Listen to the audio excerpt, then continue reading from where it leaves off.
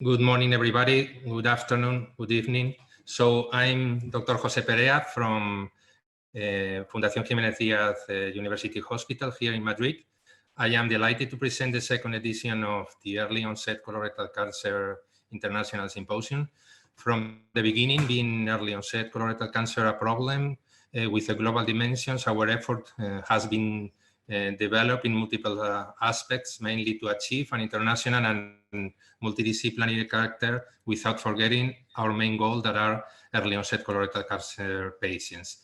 As you all know, due to the current situations regarding the coronavirus pandemic, we couldn't celebrate this in person here in Madrid, Spain, but however, I think that this difficulty can be taken as an advantage, as we have gathered more than 450 people from 4 different continents. We have tried to compress the agenda as much as possible without losing interest and to cover all the dimensions of the problem, including the most up to now.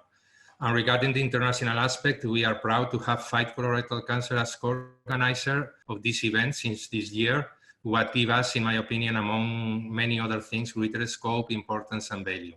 Finally, I would like to thank all the organizer committee, especially Andy and Reese, for their constant and tireless efforts, Fight Colorectal Cancer for the great and incomparable support, of course, the invited speakers and chairs, and their valuable contribution. It is a privilege to have a group such as today's. All the attendance also, because as you will see in the closing talk, what we are all doing to solve this problem can be improved much more. And finally, all the patients, many of which are now listening, because with your active participation, I think we will advance more for sure on our common way. Finally, an special remember for Dr. Tom Weber, who passed last year and whose presentation was the opening talk of our first edition here in Madrid last year. And he was a pioneer organizing the Early Age Onset Colorectal Cancer Summit in New York for years. To finish, just to logistic aspect, just to the speakers, please try to adjust your time, not to extend too much the plan schedule. And for questions regarding presentations, the chairs will explain the way to go. So thank you very much, Andy. Hi, everybody. Good morning. And I want to extend a huge thank you to Jose for his leadership and the panelists and presenters today.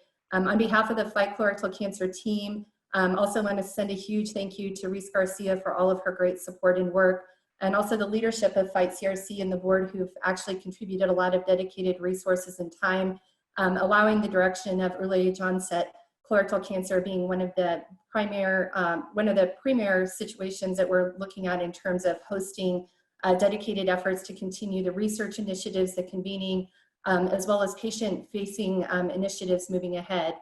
So I think I just want to say that it's amazing. I know that we have over 400 registrants, people who will join in and out of the presentations today. And just a huge thank you to Jose. We couldn't have done it without this work and leadership today together. And I want to also just say that a part of what's going to happen today and the discussion is how do we continue to work together moving ahead to really think about international collaboration and continuing this great work based on the foundation that we've set forth. So I think Reese will go ahead and go to the agenda and start talking through today, Jose, what it holds for us in the next couple of hours together. And again, a huge thank you to everyone for the time and dedication in this work. Jose? So as you can see, this is the summarized agenda that we are going to develop in the next, hopefully, 2.5 hours. So we are going to try to cover all the main issues regarding early onset colorectal cancer. Specifically within early onset, we are going to talk about the worldwide trends, the proportions of those cases that are hereditary regarding early onset, and also those approaches that has been developed regarding molecular basis. Also, we want to focus in different aspects around early onset colorectal cancer. Of course, patient perspective. We shouldn't forget the problem that currently we are facing, that is COVID-19. So we are going to speak in some points about that problem, and finally the important studies regarding risk factors are also going to be explored. At the end, I think it's very interesting to see the closing talk, because as Andy has told about that, we are going to start a collaboration that the idea is that we are going to build a platform worldwide in order to develop a lot of efforts regarding early onset colorectal cancer. Andy? Great, thank you so much. And so with this, I think that Jose had mentioned, of course, Dr. Tom Weber's work as a leader in the field. And as we get ready to launch the day, I wanted to send a special thank you to Dr. Dennis Onen, who is going to be our 2020 recipient of the Andrew Gusti Award.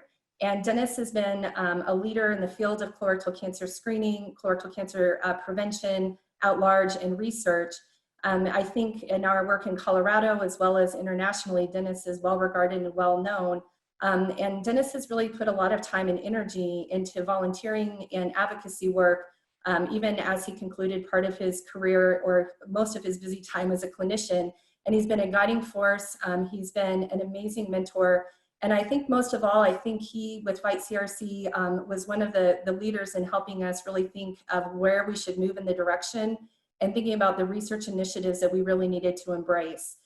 So Dr. Onen and I have a lot of travels and a lot of time together. We're really excited to bestow this honor and the award this year to Dr. Dennis Onen.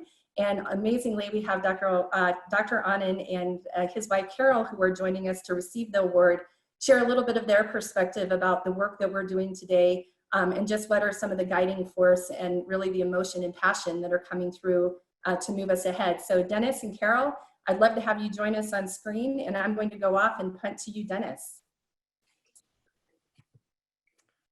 I think I'm on screen, right? You are. You and Carol both. Woohoo! Good. Well, thank you, Andy. Those are very kind words. I really appreciate them, and it's a real distinct honor for me to receive the Andrew Gusti Award, and I thank you for that. I didn't know Dr. Gusti. My understanding is that he was one of the early participants of the Scientific Advisory Board, and that his real thrust was trying to support strong science, but science that would also translate into patient care as quickly as possible. And I can certainly relate to that goal. And it's an honor for me to receive this award. And I want to thank Fight CRC for that honor. But I'd also like to thank Fight CRC for a couple of other things. Most importantly, for enriching my life. I've worked with Fight CRC for maybe a decade or so, and working with people that are bright, passionate, interested in colon cancer prevention and treatment has just been a delight. And it's allowed us to do things that I don't think we could have ever accomplished alone. And to me, that's really the beauty of working with an organization like Fight CRC. So I thank you for the award. I thank you for that. But I'd like to tell you one little story, if I may, that maybe illustrates the point of how one person can make a difference and how that can snowball in the context of a group like Fight CRC.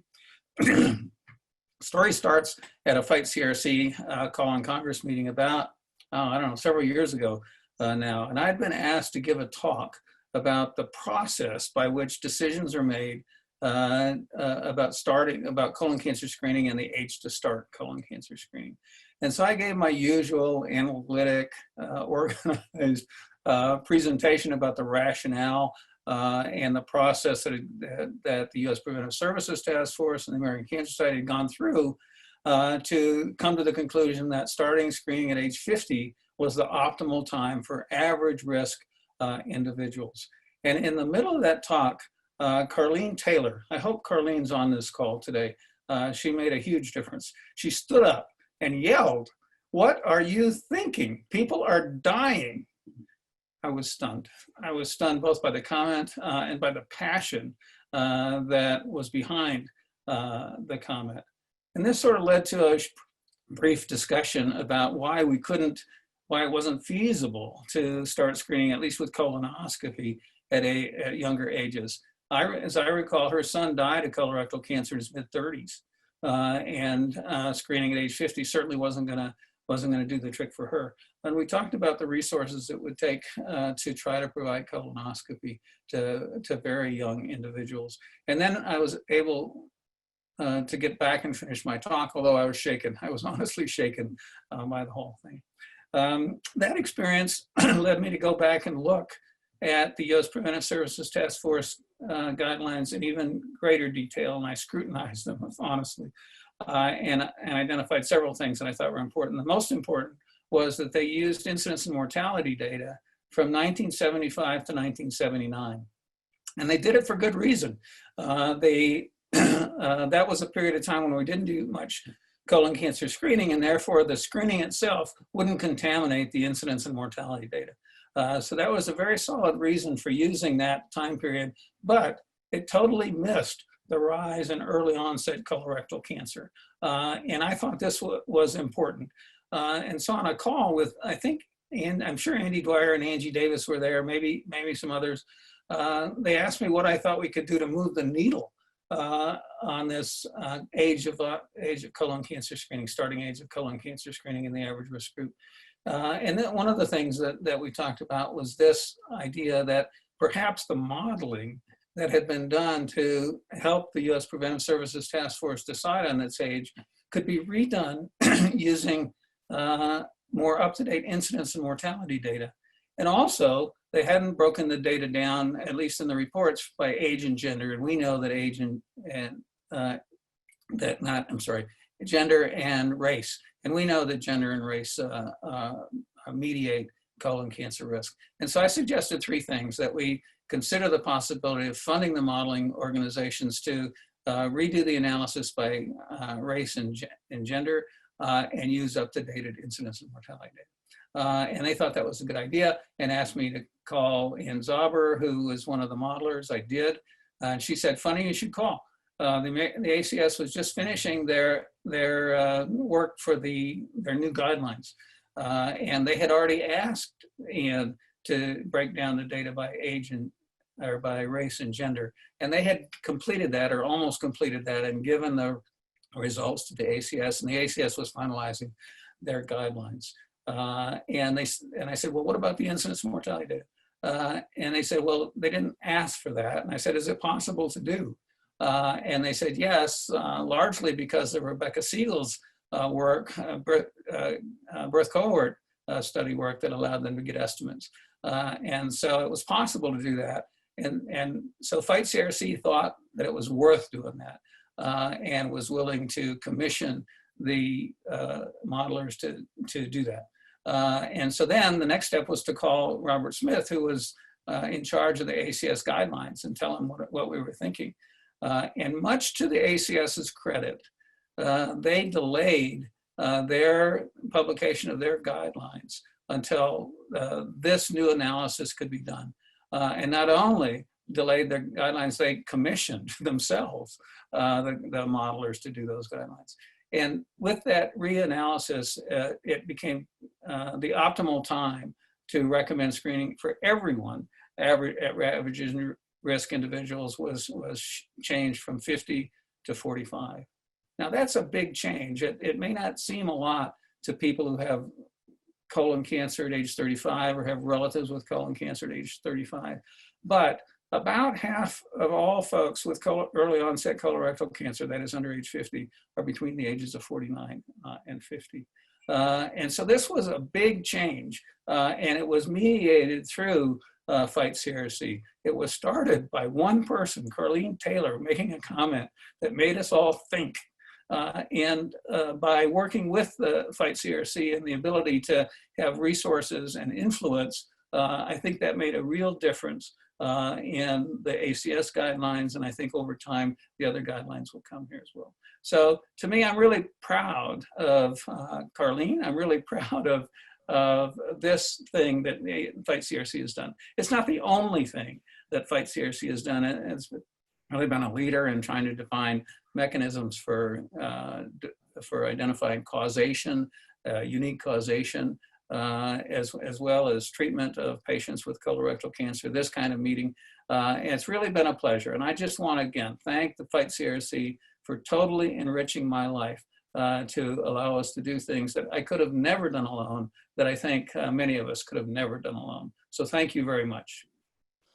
Thank you, Dennis. And I think Samir Gupta just actually put a beautiful comment in about how you've really enriched so many of the careers and the influence and mentoring. Dennis, it's extensive, it's worldwide. There's now 205 people from throughout the globe on sharing perspective. And I want to thank you and Carol for all of the support. Carol, anything you want to say in closing? Because I know that you are the fuel behind the fire as well. Oh, thank you, Andy.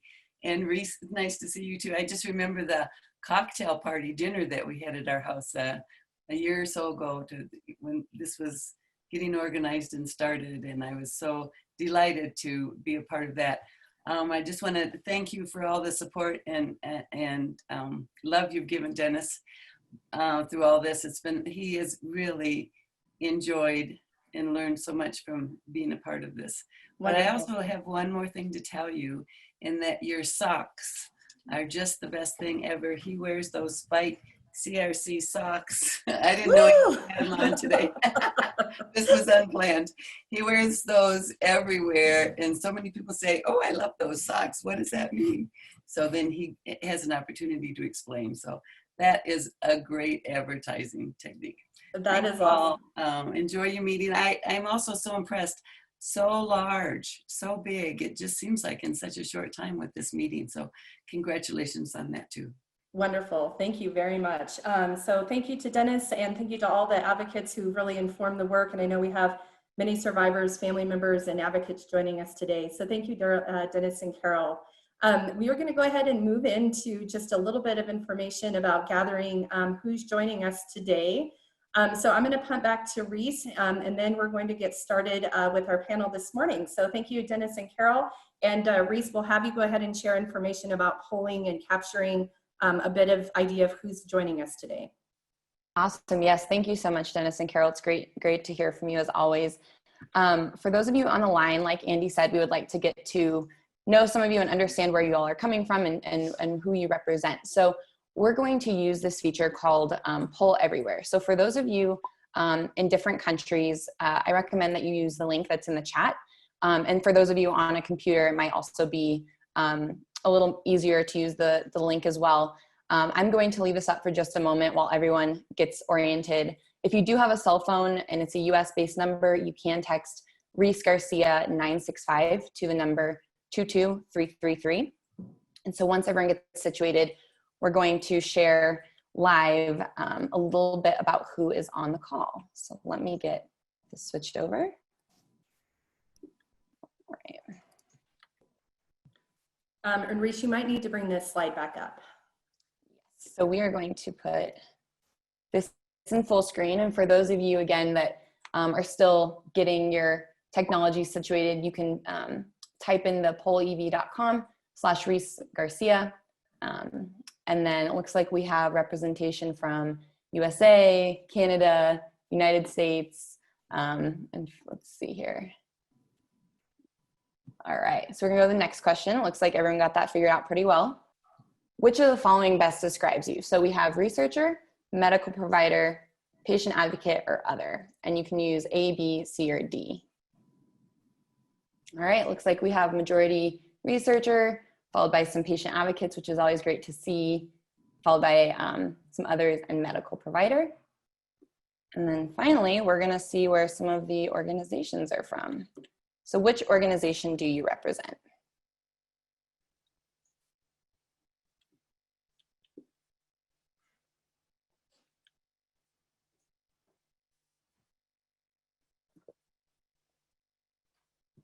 All right, I see still some coming in, Fight CRC, hit a bell. And for those of you that received the email, we do have a SurveyMonkey to get a more comprehensive idea of who's joining us. So please fill that out. It takes about 4 minutes, and we'll be able to follow up with a more comprehensive picture of where everyone's from after the event. So we'll let a few more come in, and then in the interest of time, we'll punt back to Andy and Jose.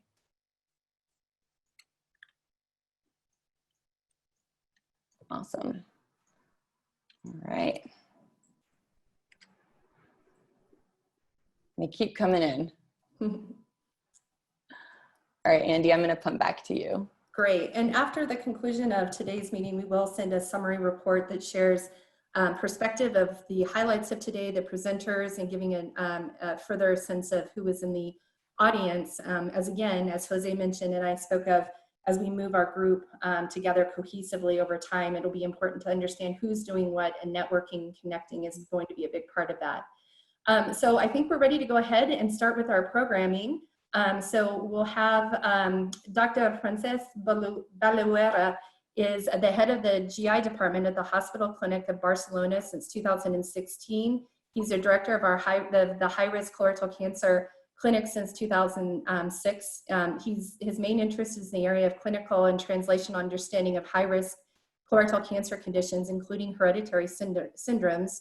He's a board member of the United European Gastro National Societies Committee, a Secretary General of the Spanish GI Association, and editor of Gastrology and Hepatology in Spanish and English, translation right there, in terms of his work as well. He is going to chair our panel in terms of thinking of the EA on early age onset colorectal cancer panel, where we'll talk about hereditary syndromes, molecular base, as well as the trends that are developing. So Frances, I will punt to you to introduce the panel and to begin our today's presentations.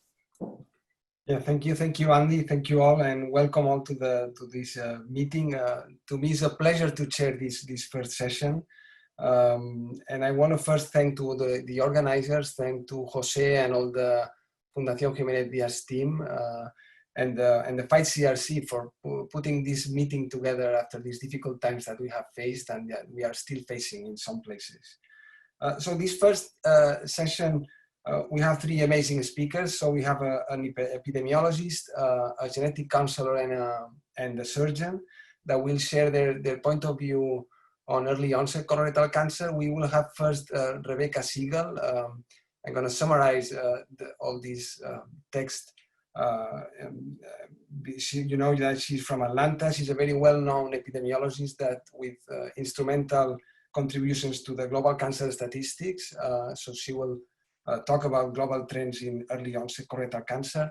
After this, we're going to have Heather Hampel. You know, Heather is she's a genetic counselor in Columbus, Ohio.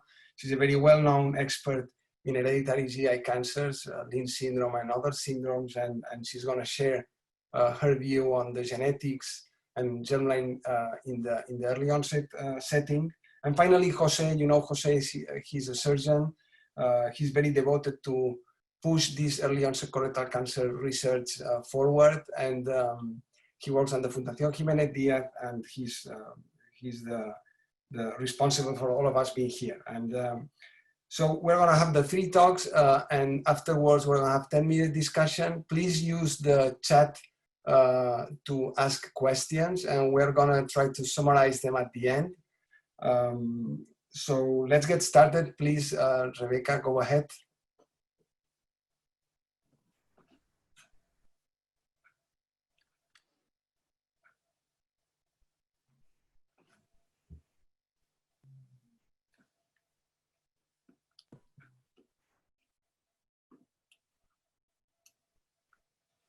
Okay, can everyone see the slides? We can hear and see perfectly, Becky. We're good to go. Okay, great. All right. Hello to everyone across the globe. I'm disappointed that we can't be together in Madrid, but hopefully next year. But I thank Andy and Reese and Jose for gathering us virtually and keeping this ball rolling, because I think it's so important. So I'm happy to be here to share information on global patterns and trends in early onset colorectal cancer.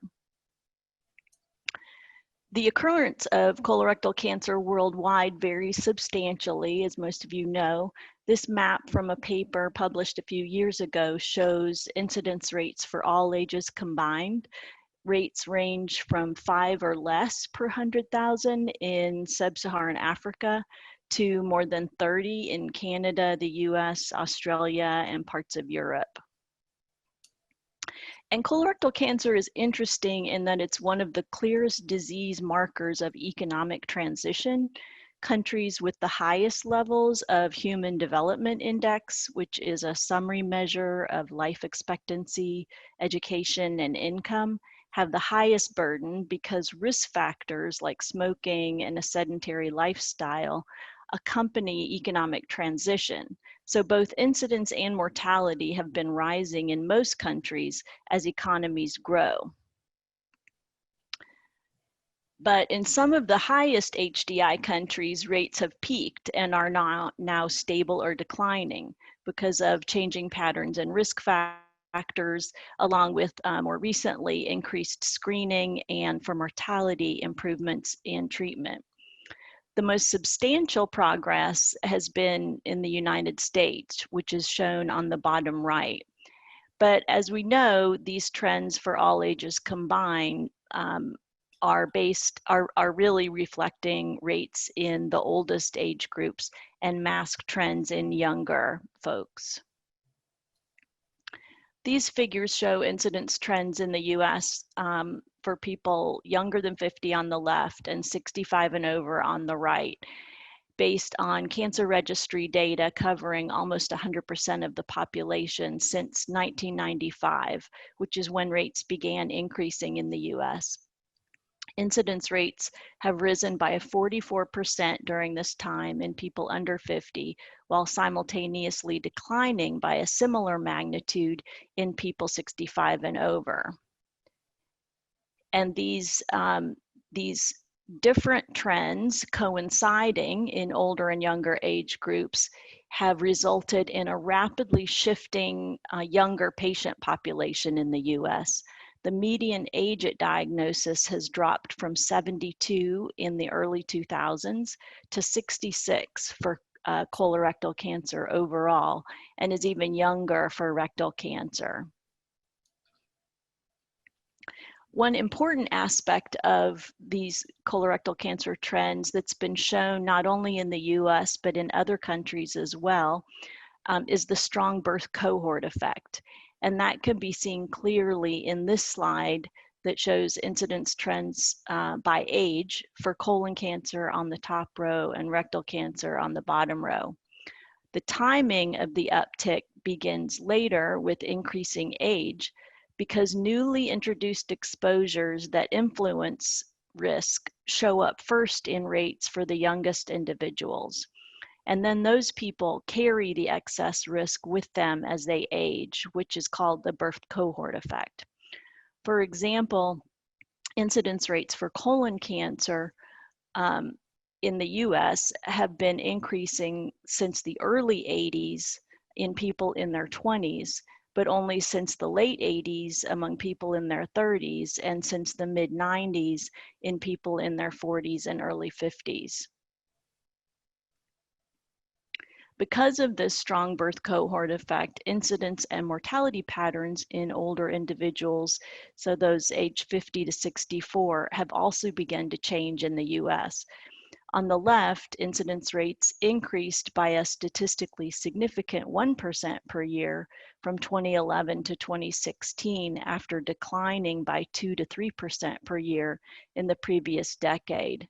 And something similar is happening for mortality on the right. There's been a big deceleration in the decline from 3% per year to just 0.6% per year. Also in the US, the rise in incidence differs by race and by state, with the steepest increases in non-Hispanic whites. This map shows the variation in the annual percent change in rates among non-Hispanic whites over the past decade, with the largest increases shown in the darkest blue. Incidence rates significantly increased in 40 of 47 states that were evaluated when this study was published, but that number has increased to 42 states with more recent data. And notably, in the US, the most rapid increases were generally in Western states, which have the lowest prevalence of risk factors like obesity and smoking. So while most of the data on early onset disease has come out of the US, other countries have also started reporting this pattern. And this study on trends in England also reported that a rise in early onset disease varied geographically. Other countries that have reported an increase include Australia, Canada, and Norway. This study reported increasing incidence in several European countries, but without the context of trends in older adults, which really changes the interpretation. So with this study that I'm going to focus on today, we attempted to fill a gap in the literature with a comprehensive global analysis of colorectal cancer trends by age using the most recent available data.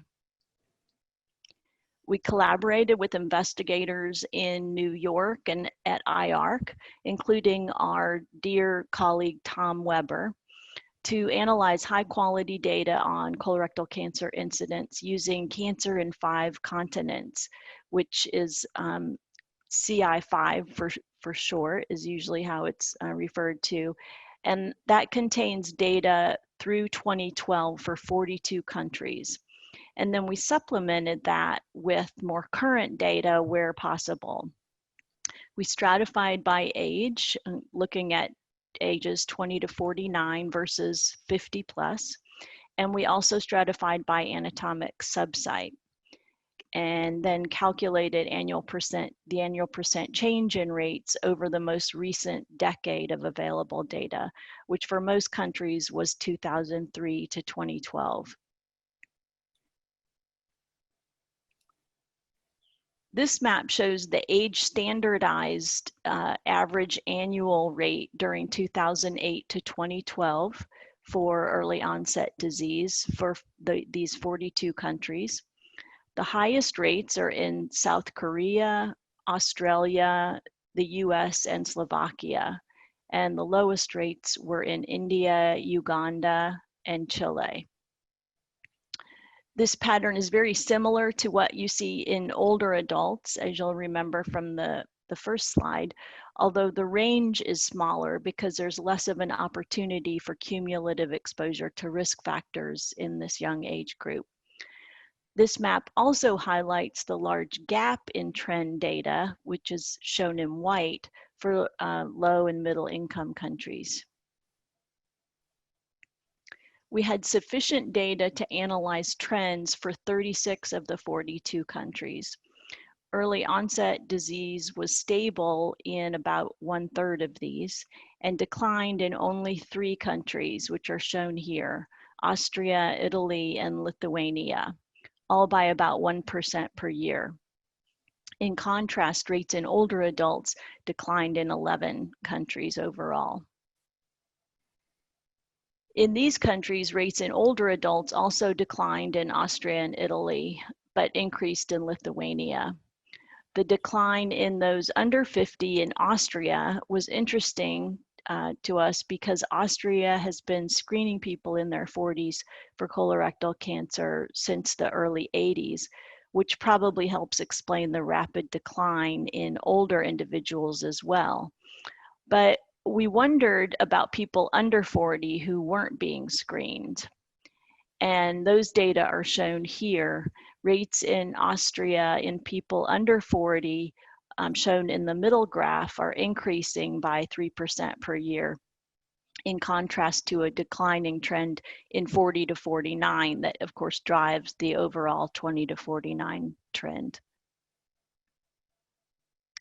Although we found a decline in Italy, as I showed a couple of slides ago, for early onset disease based on 8 cancer registries through 2012, this study of data specifically from Milan through 2015 found stable rates. So again, just pointing out some differences within countries geographically. To our study results, among the remaining 33 countries, rates of early onset colorectal cancer increased in a little over half, and those are shown here ranked based on the magnitude of the average annual percent change over the most recent decade of data. The most rapid increases, about 4% per year, were in Korea, New Zealand, and Cyprus. And recall that Korea already has the highest incidence rates. So this is quite concerning. In 9 of these countries, rates in ages 50 and older were either stable or declining. And thus, in these 9 countries, incidence was uniquely increasing in young adults. The next few slides show observed country-specific rates for these 9 countries for individuals under 50 on the top row and over 50 on the bottom row, along with the annual percent change over the past decade. In Oceania and North America, rising incidence of 2% to 4% per year in young adults contrasted starkly with declines of 1% to 2% per year in older adults. Notice that in all 4 countries, the uptick in early onset disease was preceded by declining rates, and the timing is similar, beginning in the mid-90s in Canada and the US, and around 2000 in Australia and New Zealand.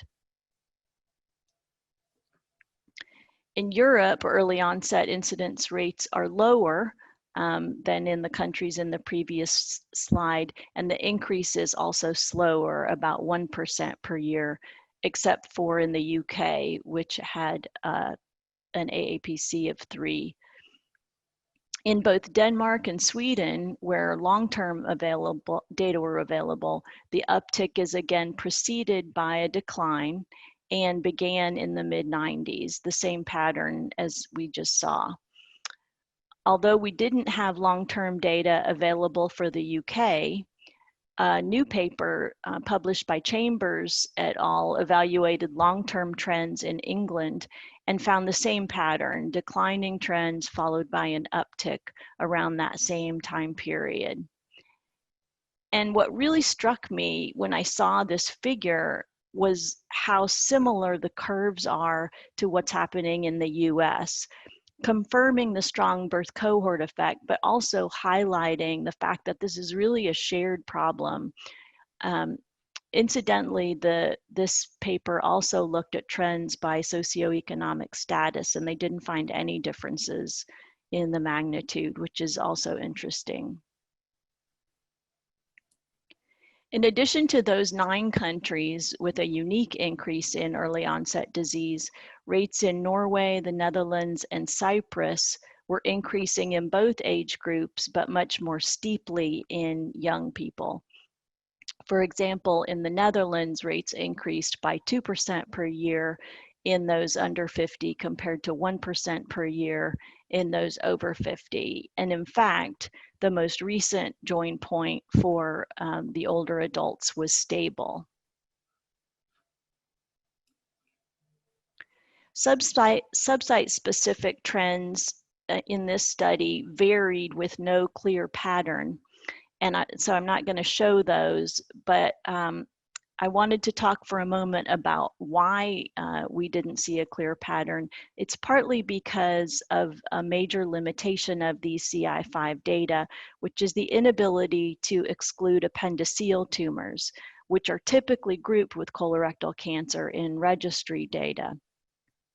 These tumors are increasingly understood to be distinct biologically and clinically from colorectal cancer.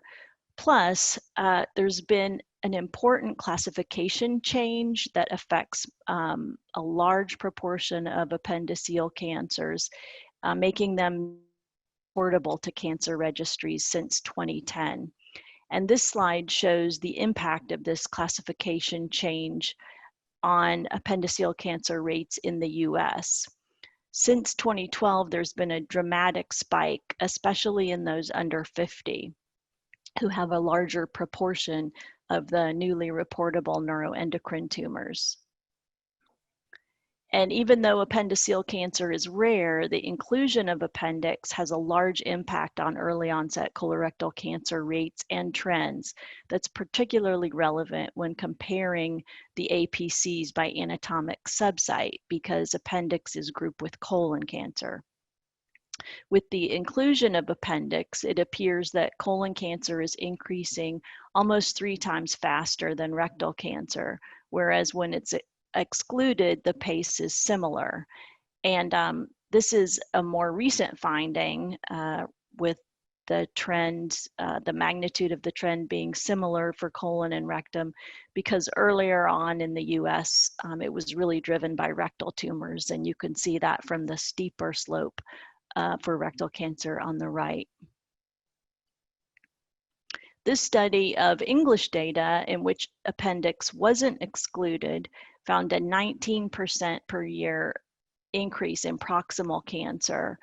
And the authors, unaware of the changes in classification, attributed this steep increase to referral patterns and clinical management instead of classification changes. So just to reiterate how important this is in terms of trends for early onset disease.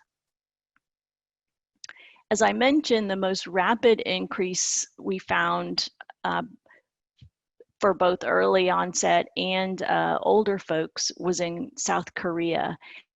Some have noted the similarity with thyroid cancer rates following the initiation of screening for thyroid disease in South Korea. And this has also come up as a possible hypothesis for trends in the US, the increased use of specifically colonoscopy. However, in the US, at least, colonoscopy uptake, which is shown in the bar chart here, doesn't coincide with colorectal cancer incidence rates. For example, here we see a steeper increase in ages 40 to 44, which have stable past year colonoscopy prevalence, versus the APC in ages 45 to 49, which have had an increase in colonoscopy use. And further, when you look at these incidence trends by stage, distant stage disease is increasing more rapidly than localized stage disease, which is the opposite, again, of what you would expect if this were a screening effect. And finally, colorectal cancer death rates in those under 50 are increasing in the US and have also been reported to be increasing in Europe. Disease trends in young age groups are a key indicator of recent changes in risk factor exposures. And what all of these data suggest is that changes in early life exposures that began during the mid-20th century are common across 3 continents are influencing bowel carcinogenesis. And it's really interesting to me to think about the timing of these exposures for people in their 20s and 30s, if decades are required before cancer diagnosis. So in summary, although the geographic variation in incidence rates is very similar in young adults and older adults, the trends vary in many countries, with rates declining in only 3 countries in young adults versus 11 countries in those 50 and older. And declines in Austria were limited to those in their 40s, with rates increasing in people under 40. Rates under 50 were increasing in about half of countries examined, with the steepest slopes in South Korea, which already has the highest rate. And incidence is uniquely increasing in young adults in 9 countries, with a similar pattern preceded by declines and uptick all occurring during the mid-90s and early 2000s. In an additional 3 countries, there's an increase that's about twice as steep in younger adults versus older adults. And screening doesn't appear to explain, at least wholly explain, these trends. The take-home message is that we have a common problem across 3 continents that can be solved more efficiently, I think, by all of us working together, which is what's so fantastic about this meeting. Beyond discovering the cause, which will take years, there's a lot that can be done now to mitigate the burden, like earlier diagnosis through informational campaigns that educate about symptoms, as well as destigmatizing the disease so that we can reduce the delays in diagnosis. And also considering screening, especially for those with a family history, but also those at average risk with non-invasive tests. I'd like to thank my collaborators on this project, some of whom are here today, including Richard Hayes, who you'll hear from in a little bit. And thank you so much for your attention. Okay, thank you. Thank you very much, Rebecca, for the talk. We're going to move forward and we're going to hold the questions for the end. So the next talk is going to be done by Heather Hampel. Please, Heather, go ahead.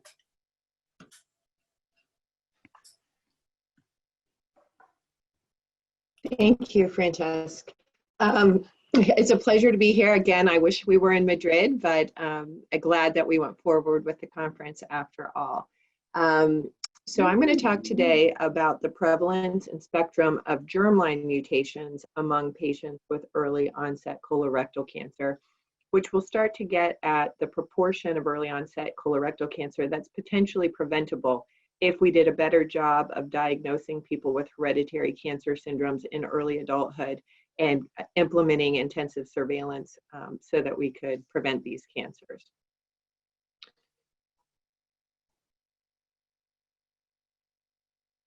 I have some disclosures, none of which are relevant for this talk.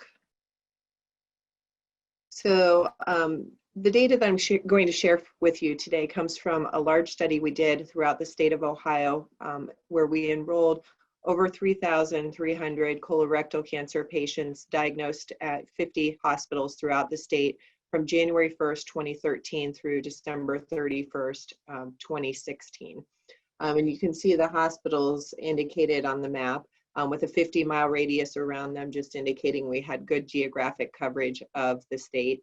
And patients were enrolled who lived in all 88 counties in Ohio.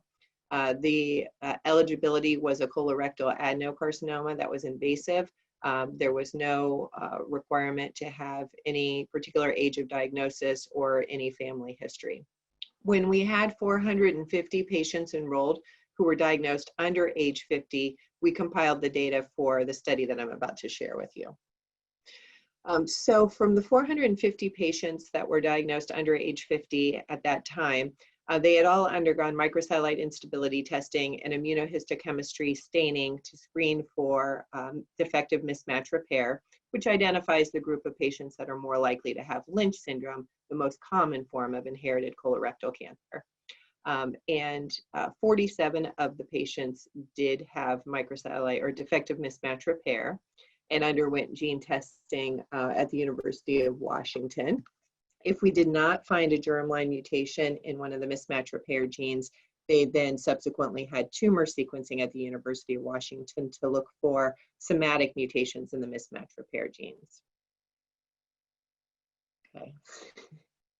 And the second group with proficient mismatch repair or methylation of the MLH1 promoter, all of them underwent germline genetic testing at Myriad Genetics, including a 27 gene panel of common hereditary cancer genes, including the Lynch syndrome genes. The results. Here are all of the mutations that were identified in these 450 early onset patients. And the total was that 16%, or 1 out of 8, had a mutation in at least one hereditary cancer syndrome gene.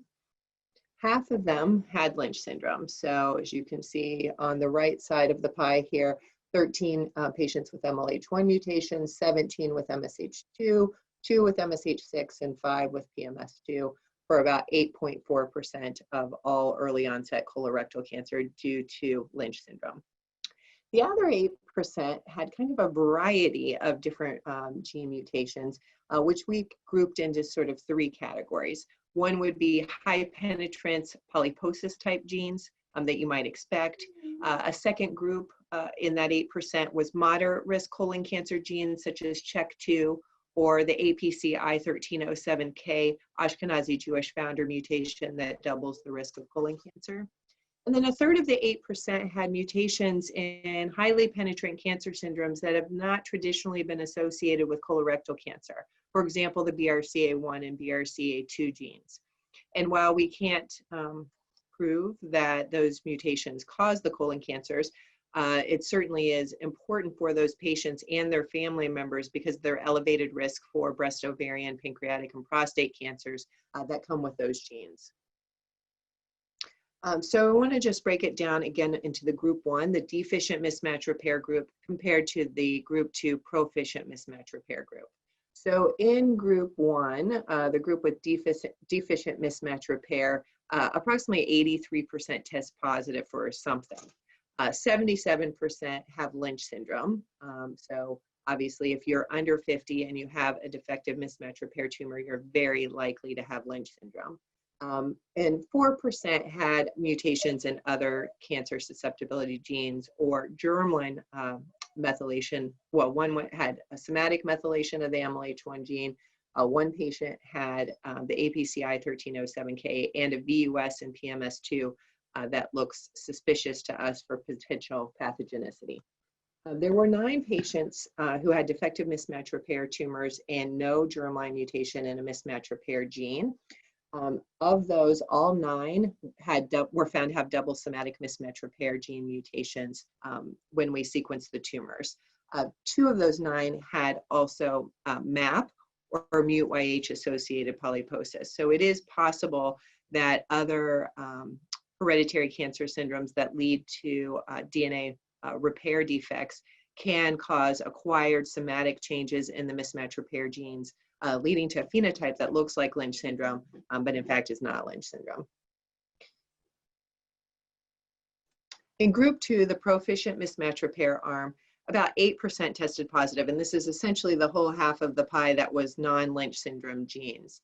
There you see the sort of the 3 category: breast and other high penetrance genes that haven't traditionally been associated with colon cancer, high risk colon genes, and moderate risk colon genes. And you can see the breakdown here.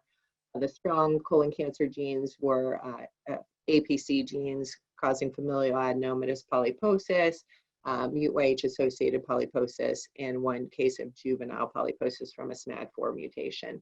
The others that are not traditionally associated with colon cancer included BRCA1 and 2, as I mentioned, but also ATM, and there are now reports out of Boston showing ATM mutations in colon cancer patients that do have second hits in the tumor, and I can confirm we saw that as well. So it is possible that ATM does cause an increased risk for colon cancer. PALB2, which is another breast, ovarian, pancreatic cancer gene, and CDKN2A, which is traditionally a melanoma pancreatic cancer gene, which may have just been an incidental finding. And then the group that had sort of low risk colon cancer genes. But what struck me when I started thinking about this, and at the NCCRT meeting, and Dennis and I were talking, and the point being that that means that a large proportion of these early onset colorectal cancer cases are potentially preventable, right? So in our cohort, the 16% had a hereditary cancer syndrome, many of which would have led to earlier and more frequent colon screening. So if they had known about their diagnosis and done the screening appropriately, their cancer could have potentially been prevented. An additional 14% of our cohort had a first-degree relative with colorectal cancer.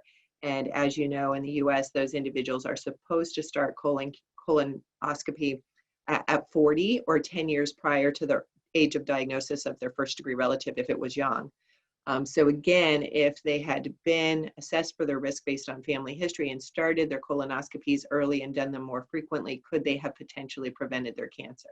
And then the unknown piece of pie here is this gray piece of pie, which is that we didn't ask this question, but I'm working with Christine Molmente from Northwell with a FIGHT CRC grant to go back to this cohort and try to determine what percent of these early onset cases had a first degree relative with an advanced adenoma? Because again, those individuals should have started their colonoscopies earlier and done them more frequently, which could have potentially prevented their colon cancer.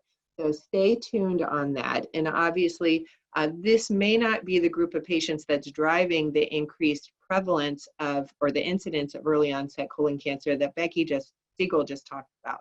That may be the 56% sporadic cases where we're seeing the increase due to some sort of shared environmental exposure that started happening in the birth cohort after 1960.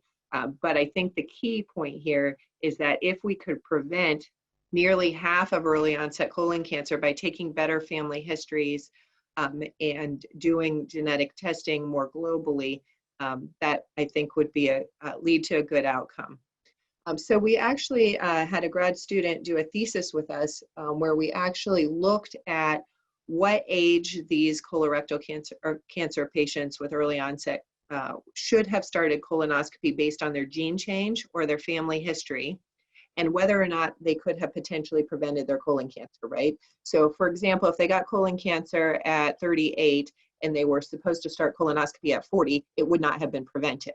But if they were supposed to start their colonoscopies at 30, they could have potentially prevented their colon cancer. So we looked at the exact start age these individuals should have started and when they were diagnosed. And the way we defined a potentially preventable cancer was that if they should have started their colonoscopy more than 5 years prior to their age of diagnosis, the cancer would have been potentially prevented. If they should have started their colonoscopy 1 to 5 years before their diagnosis, we considered it potentially downstage. Maybe they would have caught it earlier at a lower stage, but potentially not prevented the cancer entirely. And if their colonoscopy should have started at or after their age of diagnosis, that would be a fail. It would not have prevented their cancer. So when we did this study, we actually used the entire cohort, which now included 718 colon cancer patients diagnosed under age 50 who had completed testing. So we knew their germline status. And that what led to 148 unique high-risk individuals. So they were high risk either based on a family history of a first-degree relative with colon cancer or testing positive for a mutation in a gene that led to a recommendation for earlier or more frequent colon screening. So here's how that breaks down. There is 83 patients out of the 700 that had a pathogenic variant in a gene that has colon screening recommendations. So again, if the gene didn't have any earlier or more frequent colon screenings, we didn't count it here because it wouldn't have prevented their cancer. So that's about 11.6%. There were 98 individuals who had a first degree relative with colon cancer. So that's about, again, 14%, 13.6. And obviously there's overlap because some of the people with a hereditary cancer syndrome that has colon guidelines also had a first degree relative with colon cancer. And so you'll see the 33 that overlap in the middle. So for this purposes of this study, we we counted the 33 in the hereditary group because in almost all cases, the hereditary group had earlier or more frequent surveillance guidelines than the group that was screening based on a first degree relative with colon cancer. So 83 people total ended up in the group with a pathogenic variant and a gene that leads to earlier or more frequent colon screening, and 65 people then remained in the group that had a first degree relative with colon cancer, which would have led to earlier and more frequent colon screening. Okay, so looking at that hereditary group, out of the 83, 82 or 99% would have initiated their surveillance prior to their age of colon cancer diagnosis. 79 or 95% would have potentially prevented their cancer, so they would have started more than 5 years before their diagnosis. 3 or 3.6% would have potentially been downstage, so they would have started in that 1 to 5 years prior to their age of diagnosis. And 1 would have neither been prevented nor downstage. This was a patient with an MSH2 mutation who would not have started their screening early enough. This is a reverse waterfall plot. So this is showing all of the patients who had a hereditary cancer syndrome and how many years prior to their colon cancer diagnosis they would have started screening based on NCCN guidelines for screening for their particular hereditary syndrome. And I've got a line showing that 5-year mark where anyone who would have started their screening more than 5 years before their age of diagnosis would have potentially prevented their diagnosis. And those who within 1 to 5 years would have potentially downstaged it. So you can see in the hereditary group, the guidelines work quite well. If these patients had been diagnosed with genetic testing, say at age 18, and started their screening at the appropriate ages, which for Lynch syndrome is 20 to 25 and every 1 to 2 years, we could have prevented most of these colon cancers. Let's look at the group that has a family history. So in this group, the screening guidelines don't work quite so well. So only 53 of the 65 individuals with a first-degree relative with colon cancer would have started their surveillance prior to their age of colon cancer diagnosis, or 81.5%. 37 or 57% would have potentially prevented their cancer by starting their screening more than 5 years before they were diagnosed. 16 were in that 1 to 5 year gap before their age of diagnosis where they might have downstaged their cancer but might not have prevented it. And 12 would neither have prevented or downstaged it. They would have started at or after their age of diagnosis. And as you know, that's because the current guidelines are that if you have a first-degree relative with colorectal cancer, you start your colonoscopies at 40 or 10 years prior to the age of diagnosis, if it's earlier, and you go every 5 years. And so those were the guidelines that were applied to these individuals.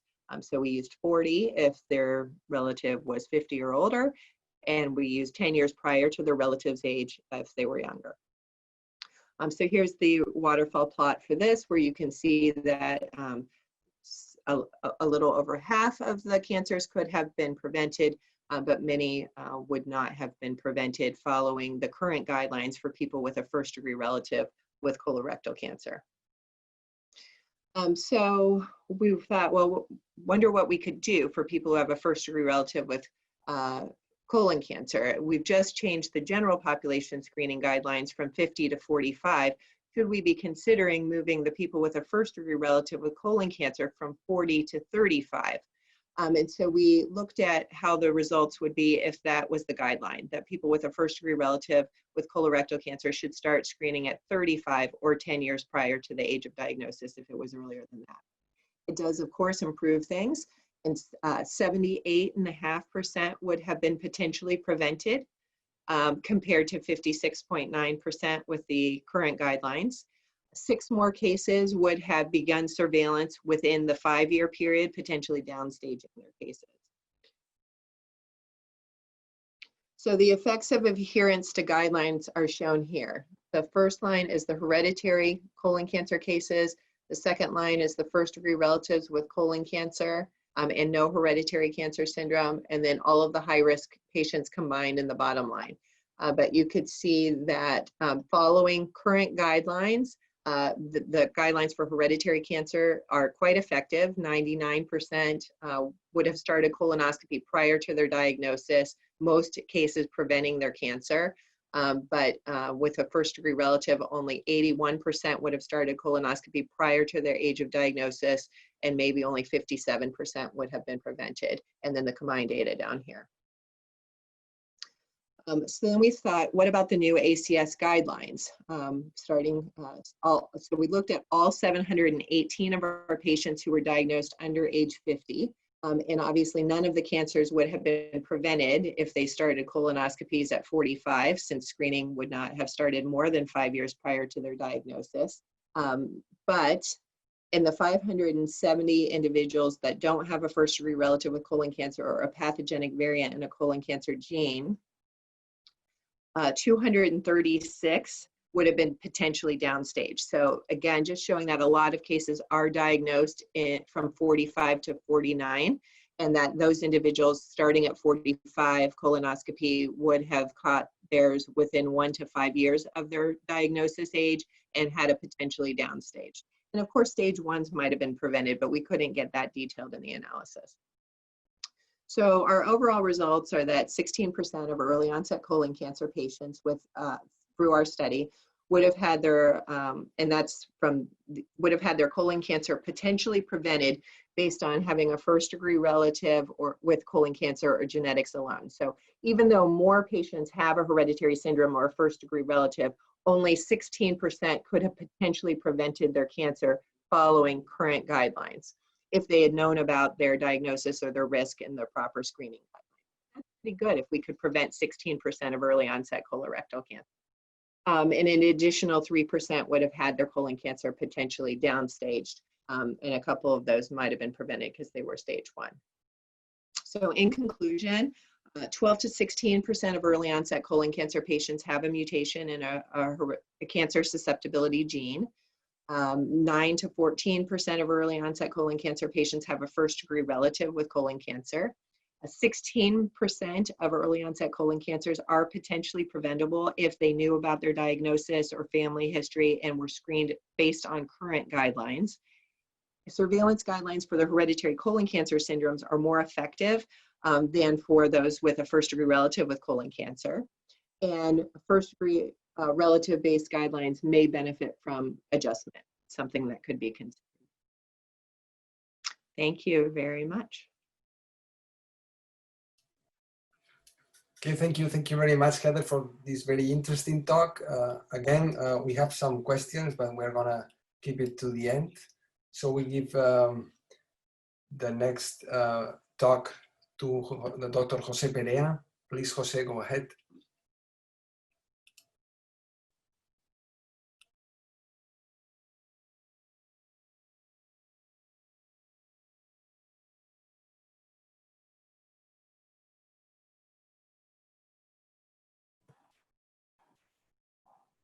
And Jose, you might be on mute.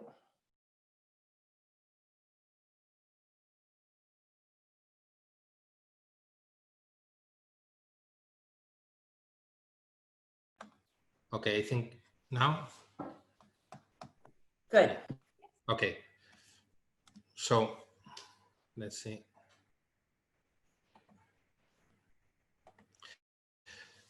So I'm just going to try to summarize the molecular approaches regarding early onset colorectal cancer. So this is the first slide just to illustrate the state that was early onset colorectal cancer in 2010. When you develop a review, most of the studies were focused specifically in Lynch syndromes, searching for the proportion within early onset colorectal cancer. So then, depending on the variables of the age of onset or the proportion of Lynch syndrome, you see that the features were very inconstant. But nowadays, that we already know that not too much proportion of early onset colorectal cancer, maybe less than 20% are hereditable, then we have almost an 80% that shows MSS cases. So in this talk, I'm going to focus in that subset, and then also I'm going to explain some points regarding the research of this type of subsets. Interesting points just to take on account regarding early onset is the one point that Rebecca Siegel has told, that early onset colorectal cancer is increasing, but this increase is not similar in all of the countries. As you can see in the map, there are differences regarding the increasing. Some are increasing in high rates, then there are others that not so much, and some countries are maintained or maybe are decreasing. Another point to take on account that in a talk that is going to be developed later on is the risk factors regarding early onset colorectal cancer. We have two subtypes. Mainly the most important could be those that are preventable, that are modificable, that are those that are listed in this slide. Most of them are regarding environmental and lifestyle related factors. Then we have another point that there are other risk factors that are related with non-modificable factors, and it has been studied that some polymorphisms regarding early onset give more risk to develop early onset colorectal cancer compared with late onset colorectal cancer. Moreover, we should take on account that when we face early onset colorectal cancer patients, sadly at this moment, some of them are late diagnosis, and not only that, but also you should take on account that the diagnosis is in advanced stages. So this is a very important point to keep in mind. Other point to keep in mind is the differences regarding racial and ethnicities. So these two works developed by Holowatej and Coles show that there are some differences regarding early onset colorectal cancer in phenotypes and in overall survival and disease-free survival if we talk about racial disparities. And finally, the groups that we are looking for molecular basis of early onset colorectal cancer, we don't only study specifically early onset colorectal cancer, but also I think that we compare that with the late onset subset in order to confirm that maybe the different molecular mechanisms that may underlie in the early onset colorectal cancer population. I have summarized this talk in 3 points. Those maybe 3 main approaches. The first one is to describe the comparative analysis from carcinogenetic pathways. This work was we developed 6 years ago, and to show the differences from a phenotypical point of view, if you compare MSI early onset colorectal cancer and MSI late onset colorectal cancer, as you can see, there are differences in gender, in colon locations, and all familial aggregation. And then most important points are MSS early onset colorectal cancer, and as you compare with the late onset subset, you will see that the location is different and the other characteristics are also differences.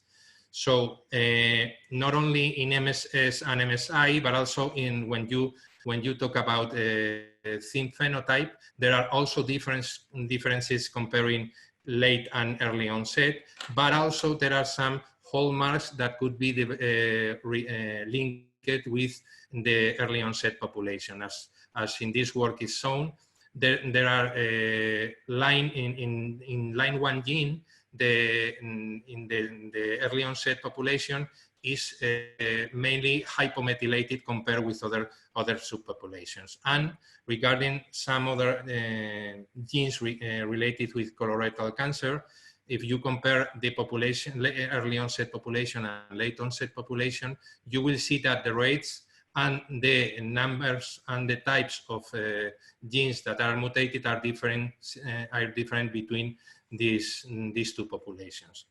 Another approaches that 2 groups have been developed arise from comparative genomic hybridization.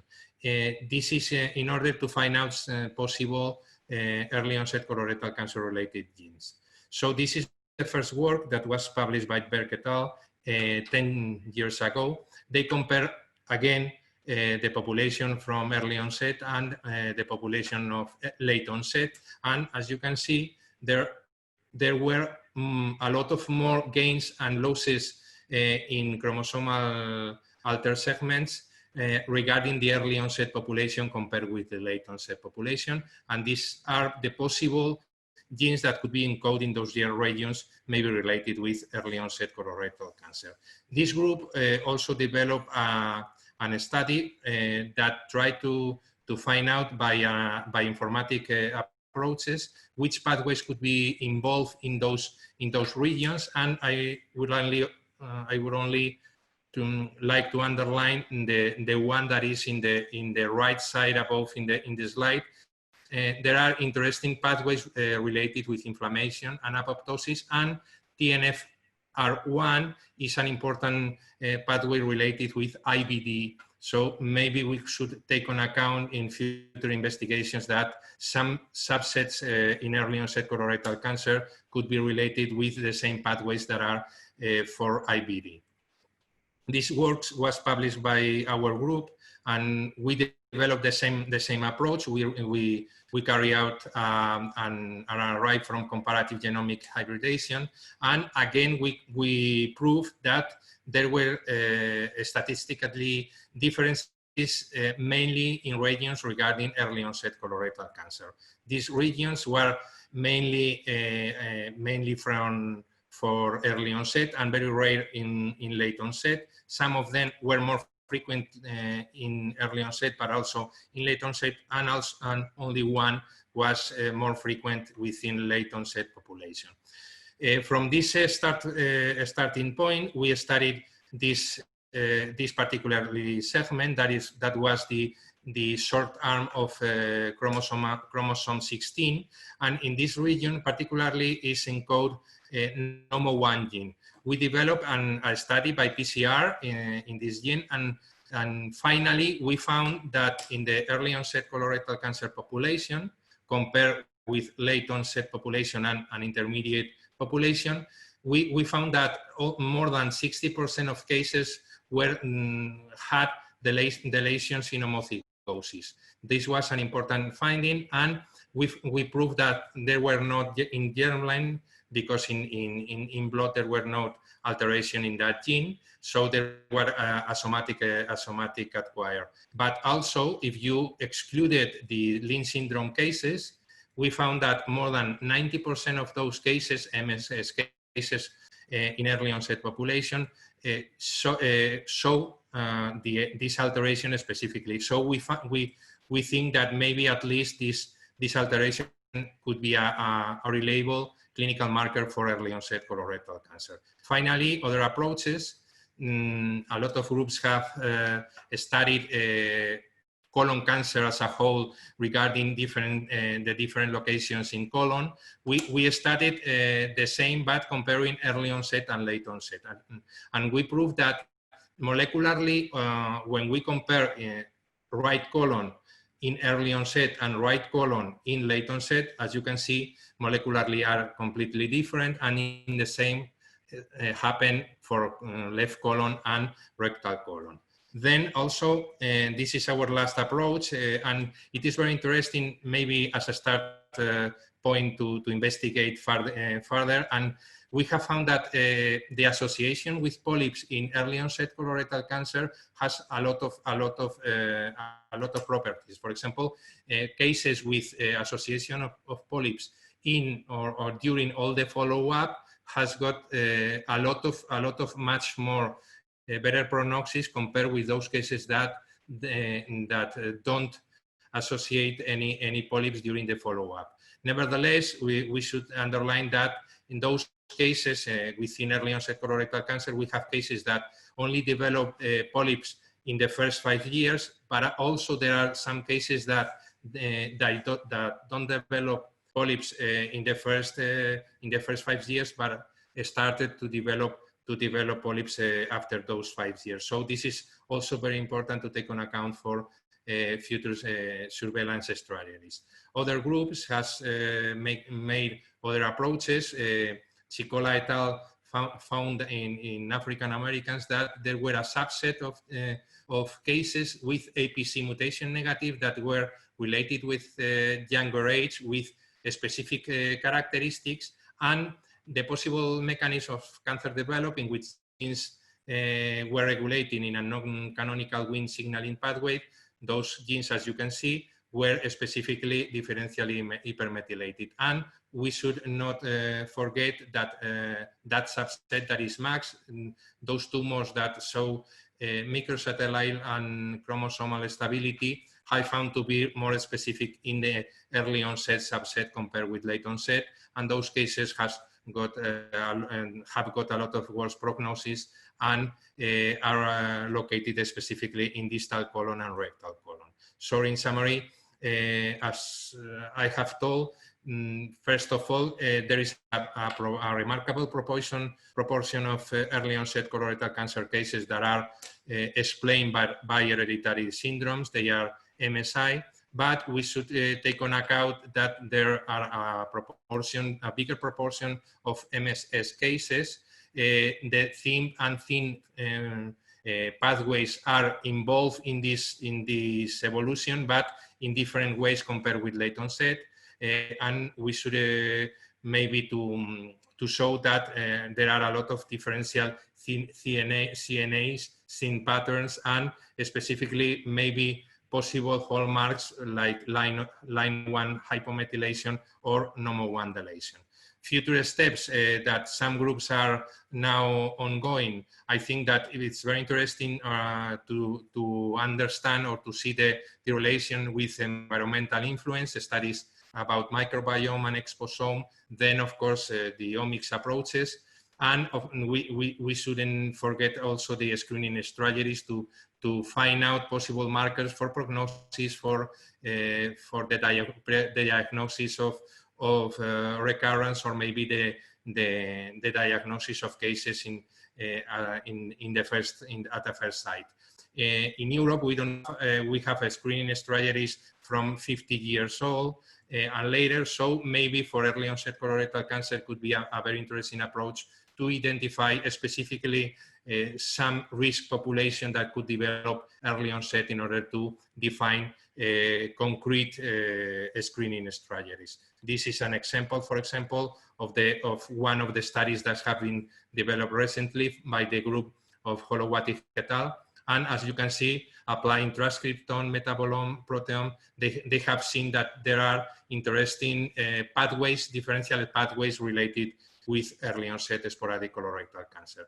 Just to finish, I think that in future approaches regarding the research of MSS early onset colorectal cancer, we have to take on account the differences of geographic areas, the difference of ethnicities and races. So we should develop studies from an international and different continents approaches. Then we should to take on account exposition factors. So we should study also metabolome exposome. So in the integration, maybe with machine learning of all those omics, I think not forgetting the clinical and familial approaches, we should solve or maybe try to solve this problem. I thank you very much for your attention. Okay, thank you very much, Jose, for your talk. So let's open the discussion and try to answer some of the questions that have not been addressed in the chat. It has been very active. So for Rebecca, I think I have 3 or 4 questions that were mentioned in the chat. The first one is about minorities. What is the evidence in minorities, African American and others, in the global trends? Hi, sorry. We actually did not look at trends by race ethnicity in the global data, and I haven't seen any country level data that I can think of.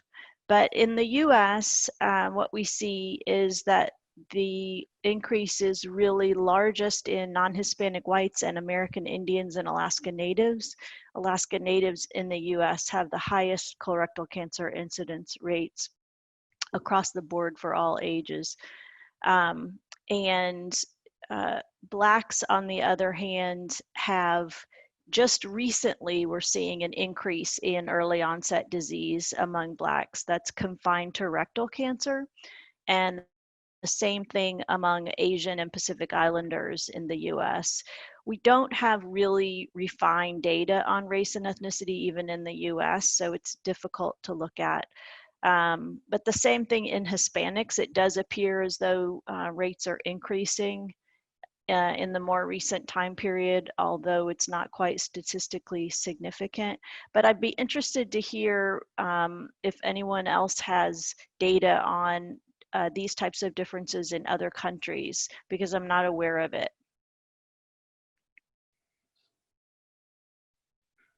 Okay, and then Rebecca, there was an interesting comment on from Samir Gupta about the socioeconomic status as a risk for colorectal cancer. So it looks like, based on this new data, socioeconomic status is not associated with colorectal cancer risk, at least in the early onset cancer patients. So countries with high income or low income,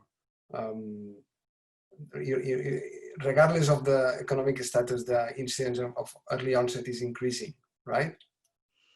I would say the jury is still out on that. I don't think there have been sufficient analyses done. I did note the study in England that didn't find any differences by socioeconomic status.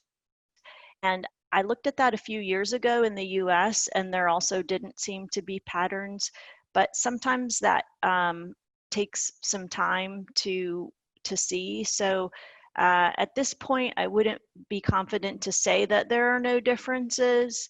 But again, usually in the US, because the Black population is disproportionately low income, oftentimes if there are those types of socioeconomic patterns, they'll be reflected in the patterns by race, and we're not seeing that. Okay. Okay, then there were some questions for Heather that were, some of them addressed, but maybe Heather, you could comment on the mainstream genetic testing for the population. Yeah, absolutely, because probably not everyone is on the chat. So Andy Latchford asked a great question, which was, what were my thoughts about mainstreaming genetic testing? And so for those of you who don't know, this is a movement to handle the high volume of patients that now are recommended to have germline genetic testing by pushing the informed consent and genetic testing ordering to the oncology practice, and then providing post-test genetic counseling to only the mutation positive individuals, which sort of utilizes your resources, your limited resources for genetic counseling in a better way. And so we've done this actually in the last 10 months for our pancreatic cancer patients at Ohio State, and I will be presenting on this hopefully at CGA this fall. But suffice to say, in the first 10 months, we have tested a few more people than we saw in the previous 5 years in cancer genetics using the old referral mechanism, which was just to refer patients if they had a strong family history or early age of diagnosis. And even after the guidelines said that every single pancreatic cancer patient should be offered germline testing, we were seeing a fraction of them. And I think, that also led to some discussion about whether we should be considering moving beyond considering testing all colorectal cancer patients for germline genetics, but also should we be considering population screening for some of the common hereditary cancer syndromes. And there has been some movement around that, particularly with the tier 1 conditions. The CDC considers hereditary breast ovarian cancer, Lynch syndrome, and familial hypercholesterolemia to be tier 1 conditions in that they're sufficiently common, actionable, and easy to test for. And so there are several studies underway where they're currently offering genetic testing for those 3 conditions or more to healthy young adults. And I think that's the only way we could make a concerted effort to get everyone identified so that they can be doing the correct screening and potentially prevent their cancer, which was sort of what my talk was about. So I think we are moving that way. Most of these syndromes are so underdiagnosed at this point. I feel like we need to attack it in any way we can, and whether that's still referring people with a strong family history, considering at least universal tumor screening for all colon cancer patients, but maybe we should be offering germline genetic testing to all colorectal cancer patients, given that the prevalence of mutations is higher than that of pancreatic cancers, where it is recommended, and then considering testing just healthy adults at an early age where they might be able to benefit from intensive surveillance, I think are all great approaches. Okay, great, thanks. Then there is a question maybe for the whole panel from Andy Latchford.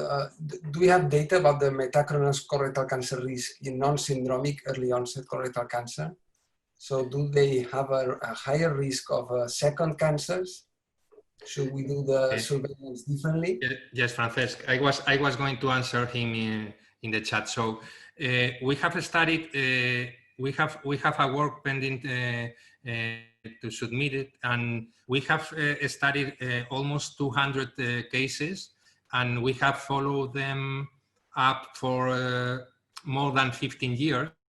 And regarding MSS cases, there are not much more risk for metachronous colorectal cancer development compared with Lynch syndromes. There maybe the proportions were, I don't know, less than 2% of cases. So that is very interesting regarding the metachronous colorectal cancer risk. Then the surveillance regarding polyps development is very interesting because a lot of more than 60% of cases develop polyps during all the follow-up in different ways, different types. Okay, great. So maybe we have time for a couple of more questions. There was one question about the if the early onset progresses faster than the older age counterparts. Is there any evidence on this? So there certainly is in Lynch syndrome, where the adenoma to adenocarcinoma sequence happens on average in 3 years instead of 10 years, like in the general population. So this was a great question. We thought about it. So what that would mean is that I've underestimated the number of cancers that could be potentially prevented by requiring them to have started more than 5 years before their age of diagnosis. In that group that I consider potentially downstageable from 1 to 5 years prior to their age of diagnosis, with Lynch syndrome patients could have been prevented, right? Because their colon polyp may have become a cancer in the 3 years before they were diagnosed. We decided to err on the side of caution and just go with that 5-year across the board instead of changing it for Lynch syndrome, which is the only case where we had sort of a better dwell time for the adenoma, just to err on the side of caution. But I think it's an excellent point that we could have even prevented potentially more of the hereditary cases than we were guessing here. Okay. So is there in the panel any other further question? Yeah, Dr. Hayes, we can hear you.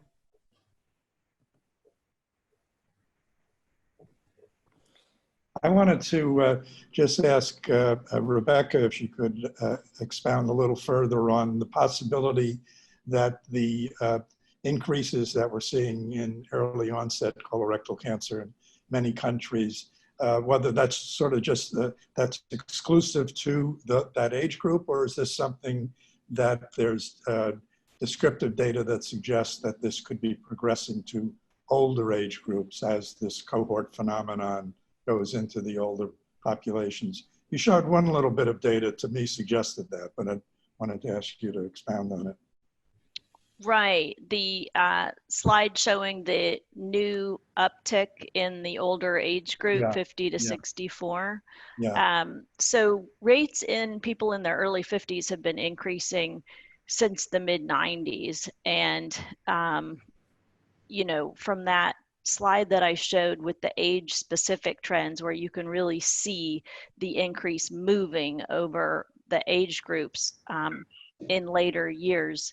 So that strong birth cohort effect is, we weren't surprised to see the increase in the older age group. But the question is, so is it just that you're seeing the risk moving, or are older people also at increasing risk? Is the underlying risk of disease increasing across age groups? Right. And it's really hard to tease that out, at least in the US, because of screening. Correct. Mm-hmm. So it's hard to know. One would think, I mean, in my personal opinion, is that underlying risk has increased forever. But again, it's just really, really hard to know to what extent because of screening. I believe in some countries, screening is recommended at 55 rather than 50. So that might be an opportunity to take a look at what's going on. I believe in England that's the case, and perhaps other European countries. So there may be, that window might be informative for those particular countries. Exactly, as well as for countries that have started screening much later. Yeah. Okay, thank you. Thank you very much to the three speakers. There are still some unanswered questions that will be addressed after the meeting, and we'll send to the person that did the question. Thank you very much, and let's move forward with the meeting. So we move forward for the next panel. This is regarding all around early onset colorectal cancer. The chair is going to be Andy Dyer. So we met 2 years ago in New York in the early onset colorectal cancer summit. So, and here we are. He has organized with such an effort this symposium. You can see she's also in the University of Colorado Cancer Center as an advisor also to fight colorectal cancer. And she's the director and founding member of the Colorado Cancer Screening Program at the University of Colorado Cancer Center. Andy, when you want. Perfect, thank you. And I actually remember that meeting. You, Heather, and myself were sitting in the back row like the bad kids at a class. And it's fun that now here we are in a short time together with almost 200-300 people on the line. So thank you so much. I'm really excited about the panel that we're hosting next, which is an all-round perspective about early age onset colorectal cancer based on current issues, trends, and I'm really excited that Reese, who's a member of our team and many of you have met, will be sharing some perspective around the advocacy side of the work and then ultimately the patient perspective. So this is going to be a great opportunity, and Reese is the Fight CRC Research Advocacy Manager and has played a huge leadership role in movement of the early age onset work with advocates and the research advocates. So Reese will be our first presenter. After Reese, we will have Antonino Spinelli, and Dr. Spinelli is out of Italy, Milan, working in the unit of colon and rectal surgery of the Jiménez Research Hospital, where he's a full professor and associate editor for colorectal cancer disease of colon and rectum in terms of part of an editorial board and being on many high profile and influential committees around colon and rectal prevention and treatment. And we're really excited that Dr. Spinelli is really going to share some perspective about COVID-19 and the impact on early age onset, as well as the overall perspective in colorectal cancer. And I think particularly given where Italy has been in their experience and the rest of the world learning a lot from the pandemic and their response, it's going to be great to hear and very timely from Dr. Spinelli. And our final panelist today will be Dr. Richard Hayes, who was showcasing the last question. And we had an opportunity to meet Dr. Hayes initially with some introductions from members of the committee and Dr. Onen back in Denver last year, specifically speaking to his work in environmental determinants in colorectal cancer and thinking of the genetic and implications as such. And his research focuses on prediction of the CRC risk with emphasis on investigations to understand developing epidemic worldwide colorectal cancer phenomenon that we've been, of course, the reason we're all here today. So we're really excited to have this very fantastic team of presenters. So we'll go ahead and cue Reese up for her presentation. And we are a little over time, so we'd ask all presenters to be cautious and conscientious of time as we get ready to move forward. So Reese, are you ready to rock? Can I hand it over to you? Yes, awesome. Thank you so much, Andy. And thank you to everyone who has joined us today. Like Andy mentioned, my name is Reese Garcia. I'm the Research Advocacy Manager with Fight Colorectal Cancer. Before I jump in today, I wanted to give you all a little background on who Fight CRC is as an organization and how we truly integrate the patient perspective across the work that we do. Fight CRC's mission is we fight to cure colorectal cancer and serve as relentless champions of hope for all of those affected by this disease through informed patient support, impactful policy change, and breakthrough research endeavors.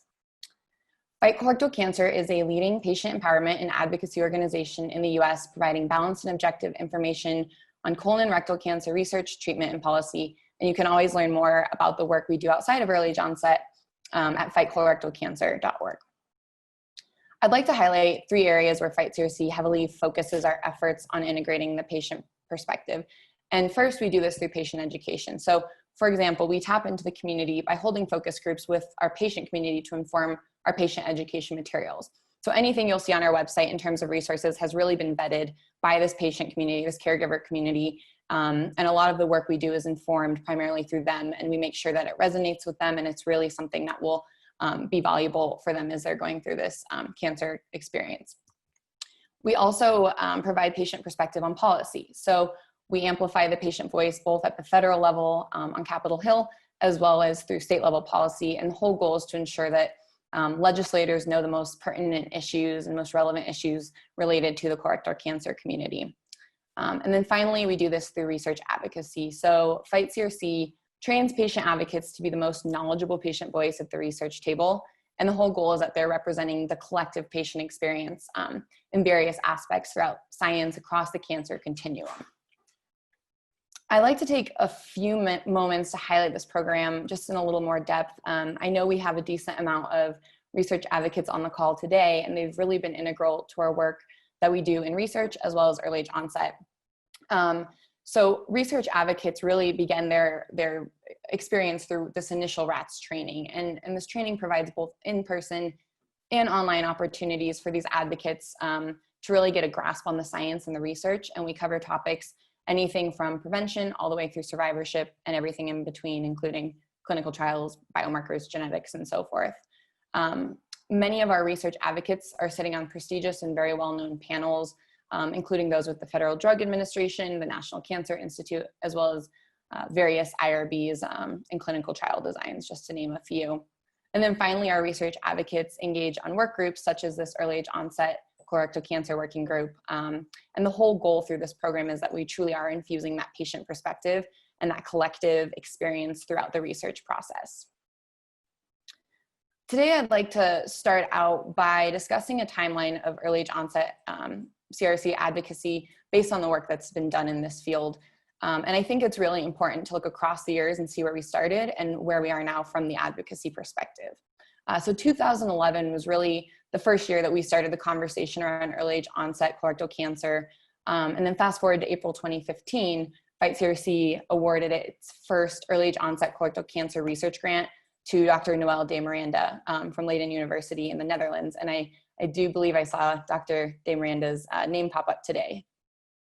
In 2016, researchers at Memorial Sloan Kettering in New York, as well as Erasmus University in the Netherlands and Fight CRC began conducting a microsimulation modeling study in early age onset populations to determine the screening age.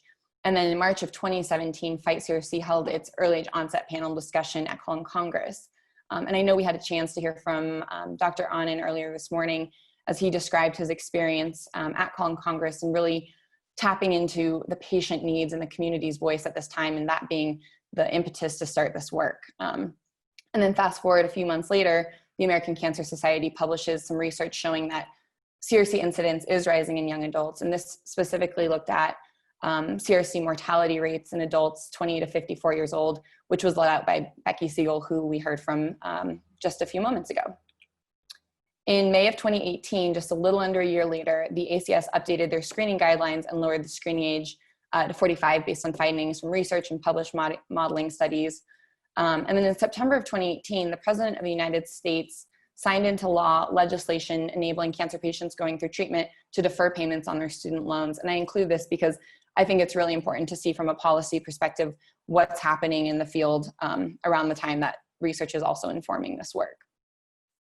In February of 2019, Fight CRC convened researchers, patient advocates, oncologists, biostatisticians, epidemiologists, a really robust group of individuals, around 45 individuals in Denver, Colorado, with the goal of understanding etiology and expanding the research agenda in early age onset. And this was truly the birth of the early age onset working group that's come together today and that you'll hear a little bit more about this afternoon. In August of 2019, the working group published a follow-up meeting summary in gastroenterology from that February 2019 meeting. And subsequently in March of 2020, a commentary was also published.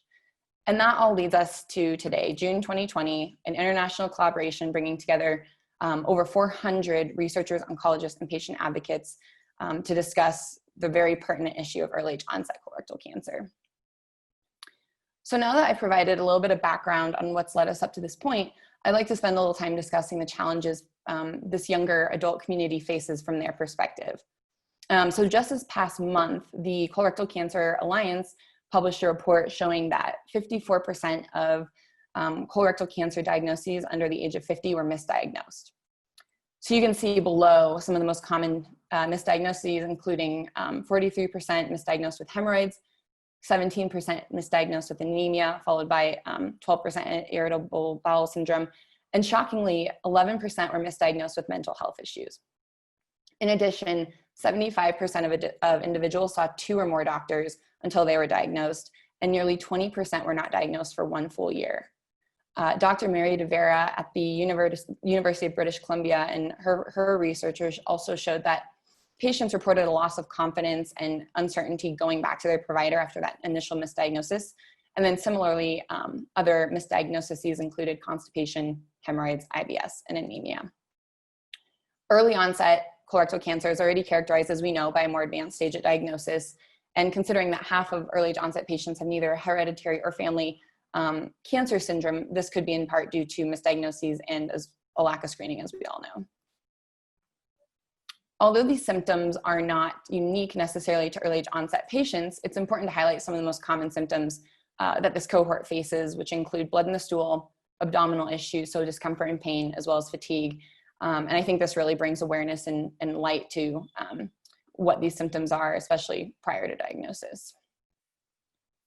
Some of the most prevalent long-term side effects plaguing this community include physical side effects. So long-term effects could be neuropathy, incontinence, a permanent ostomy and pain, but also mental and emotional health. So many patients report clinically significant anxiety, depression, and fear of recurrence, as well as survivor's guilt. And this is across the entire trajectory. So all the way through survivorship and after some treatment is completed as well.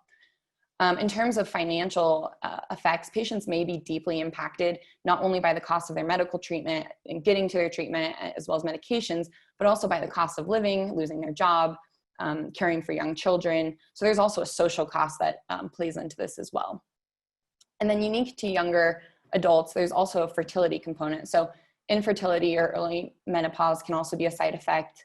In the CCA report that I mentioned, only 31% of respondents were referred to a reproductive endocrinologist at the time of diagnosis. And then among females, treatment triggered early menopause in over half of the cases. And coinciding alongside that is also the sexual health component. So many younger patients are experiencing side effects related to intimacy or even just challenges in the dating world and so forth. And then given that most young adults are either in the beginning or the prime of their careers, taking time off work or losing a job is also a unique challenge that this community faces.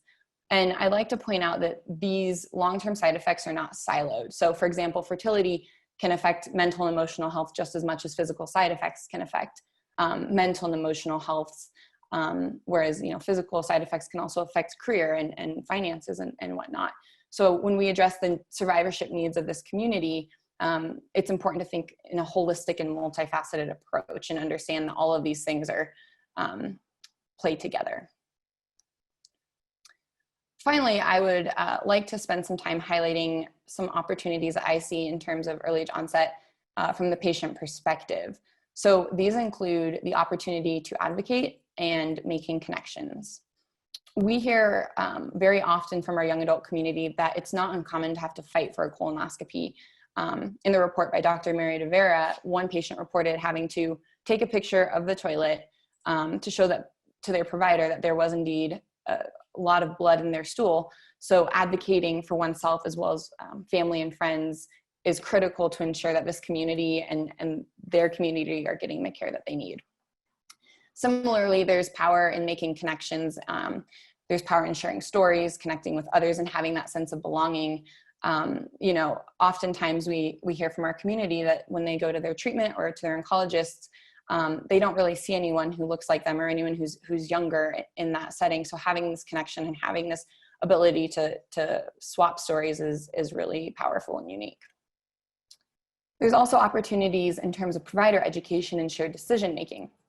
So as a community dedicated to understanding early age onset, there's an onus that falls on us to promote provider education, including education on the signs and symptoms in early age onset cases, as well as screening options, and just a general awareness that early age onset is rising. And I think Becky did a really good point highlighting this earlier, that there is power in the education side. So I see that as an opportunity. And then it's also necessary that shared decision-making is integrated at the time of diagnosis. So that way patients are having conversations with their providers, and providers are having conversations with their patients about fertility, treatment decisions, quality of life, and so forth. So these are all areas that as a community, we can come together to improve awareness and education around early age onset colorectal cancer.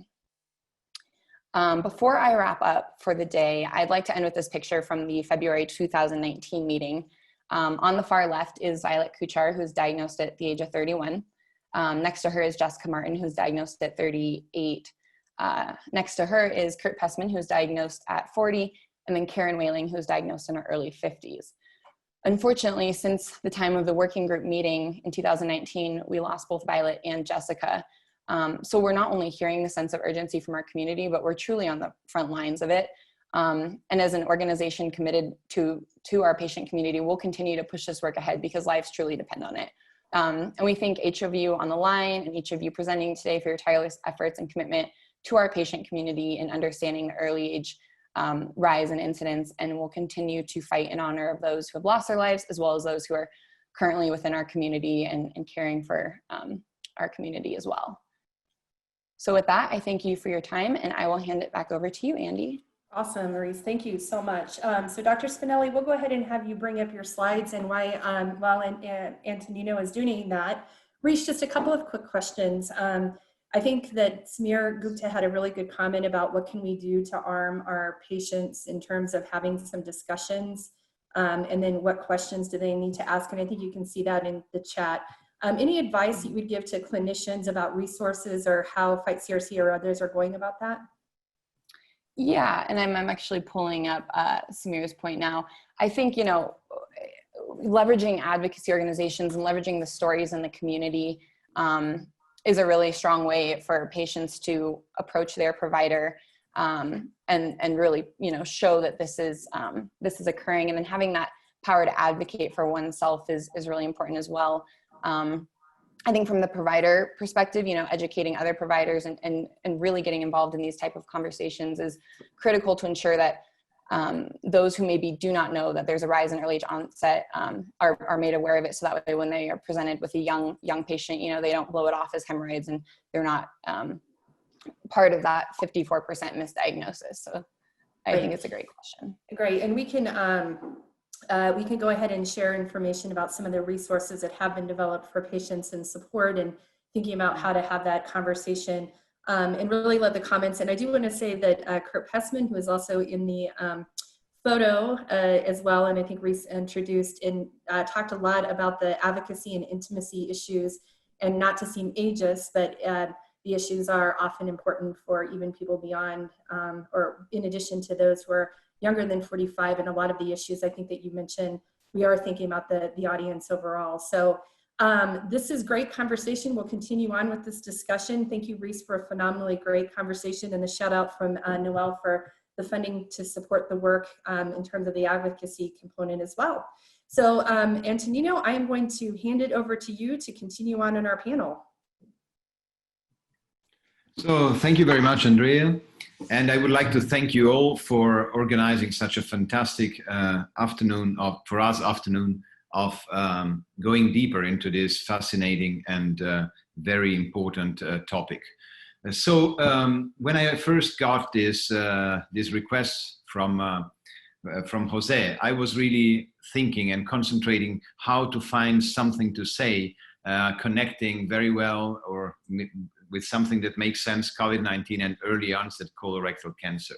So the first connection was definitely that I was thinking to Madrid and to the meeting we were all supposed to be doing there all together. And definitely this is one of the consequences for us of COVID-19 on early onset colorectal cancer. On the other side, when I speak and I talk about this topic, and I think at Madrid, and I think at Milano, and at Lombardy and Italy, and the whole world actually, we have to admit that these consequences on a wider perspective has been so dramatically that obviously this is the last of our thoughts. So just to get again a perspective on the numbers of COVID-19 pandemic, we all know that we have touched more than 7 million cases. But interestingly, this website from ASCO put up a registry for cancer patients affected by COVID-19. And you can see here that there is a number of patients between 5%, around 5%, below 30, about 10%, approaching 10% below 50, and overall about 20% of all young patients below 50 of all cancer patients that were below 50. The effect and the impact of COVID-19 has been devastating on so many areas. We will just go now on focusing as much as possible only on the healthcare effect. And when we look at the first reports of the effect of COVID-19 and relating with cancer patients, they were all reporting a higher morbidity rate in consequence of a higher infectious risk. And obviously the most important areas were the ability to provide a timely cancer treatment, not only for surgery, obviously, which is our special field, but also for delivering timely chemo and radiotherapy, and definitely also for providing, as you have highlighted before, the diagnosis. Additional burden has been definitely, as highlighted very well by Reese, the social isolation, anxiety and depression, especially because the stress, the additional stress of the baseline pathology, COVID-19 added some more weight and burden. So regarding the outcomes of surgery and of COVID on cancer patients, the first alarm was that cancer history plus COVID-19 infection would lead to a higher fatality rate, and that was coming very early in the pandemic times from a Chinese center that was reporting a higher risk of clinically severe events in cancer patients treated in China, in more than 500 hospitals in China in the month of January 2020, and that actually cancer history was the highest risk factors for severe events. So this was a very worrisome first alarm that we all read and that we all shared.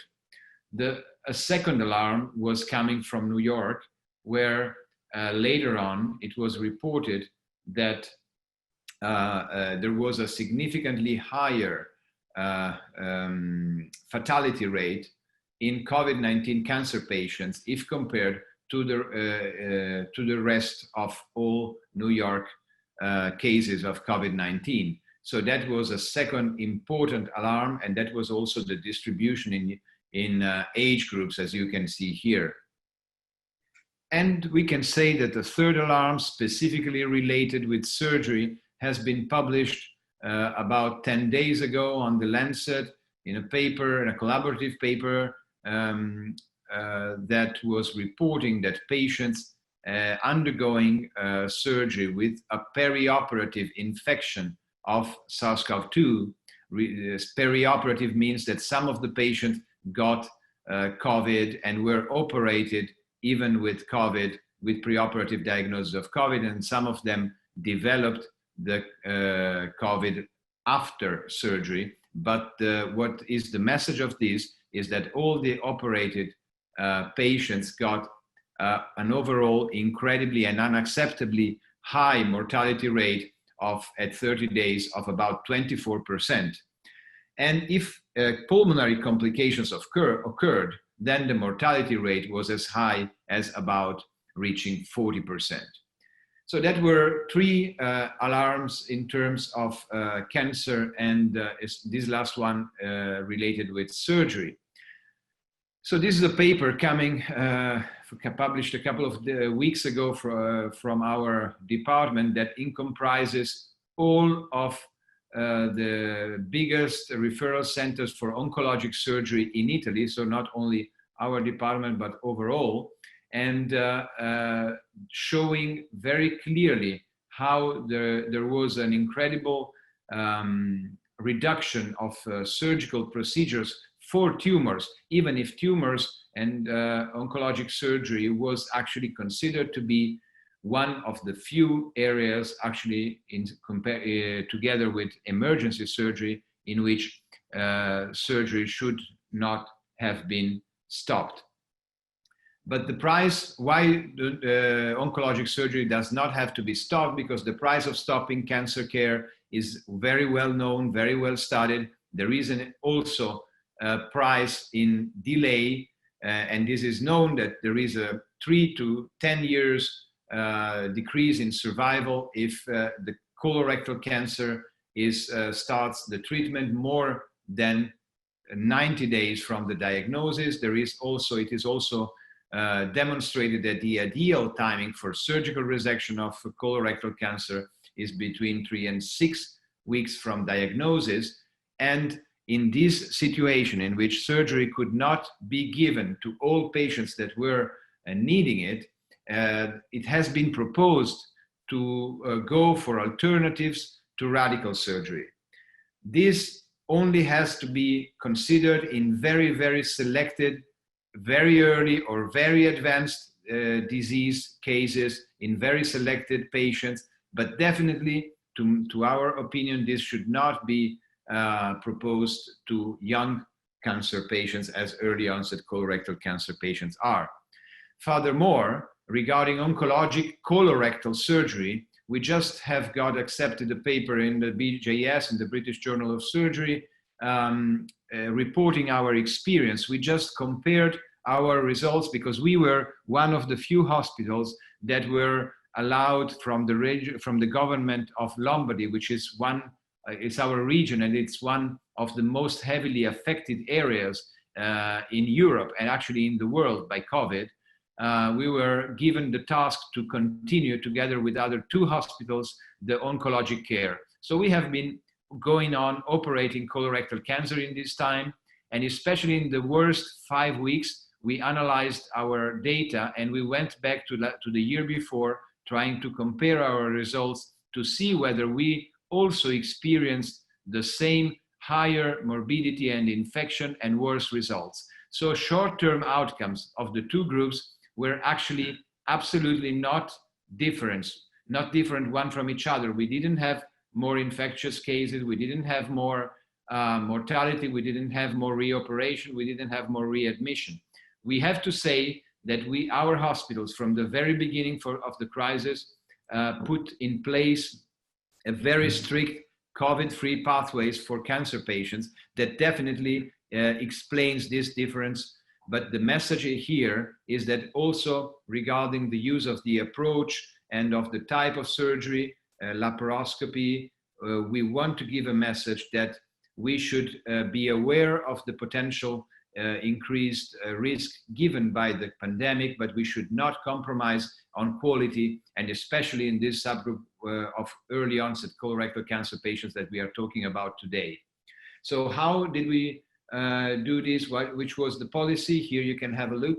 I don't want to bother. I have seen that a minority probably of our participants are surgeons, but I just want to say that we had a strict protocol that all patients got primary screening with swabs for COVID and chest CT before surgery, and only people negative to both were going on and proceeding in the path.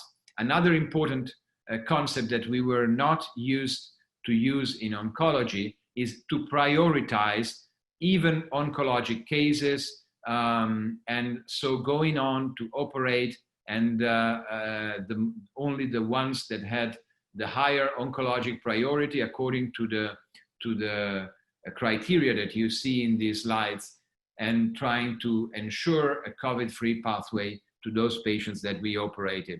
And that explains those results. So I am very happy. I was very pleased to hear Reese talking about the stress and the special burden for cancer patients, and especially for young cancer patients. Here we have, in this time in which so many studies have been done on COVID area, there are a couple that address the stress among oncologic patients and physicians. This is not specifically addressing the population of young cancer patients, but definitely what comes out by these, as much as from other similar studies as this one, is that patients, cancer patients and young cancer patients, as this one that I am citing now, that is on pediatric patients, cancer patients, we get the understanding that there is a burden related with not only with being afraid of infection, but to perceive the higher risk of postoperative complications and treatment complications. And this is also related and does correlate as well with the concern of parents, but also with the concern for parents and for relatives with many patients reported. A very interesting and intriguing way to deal with this is, for example, to see how young patients connected together and tried to find solutions themselves to this problem. And this is a fantastic video. Here is the link on the YouTube if you wanna and have the time to look for that. These are the self-administrated solutions from young Italian cancer patients to be given and spread to their mates and colleagues.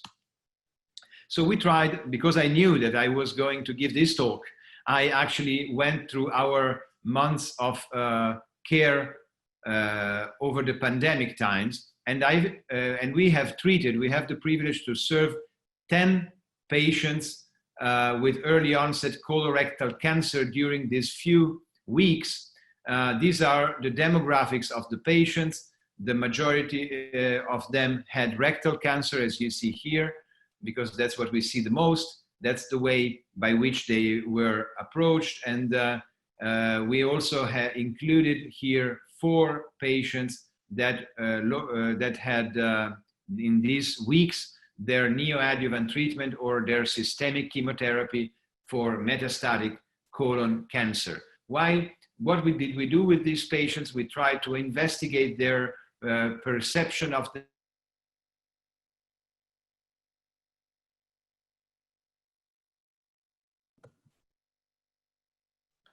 Reese, can you hear me? Yes, I think we just might have lost Antonino. So we'll give him just a moment to jump back on. Andy, are there any questions we could address maybe or bring up from the chat while we're waiting for him?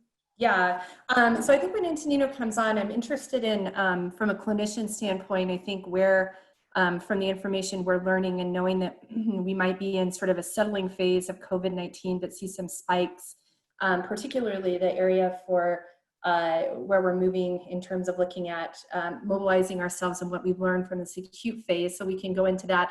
I know that there's some great conversation that's happening right now in the chat around looking at the capacity for colonoscopy for high-risk populations, as well as looking at non-invasive testing as well.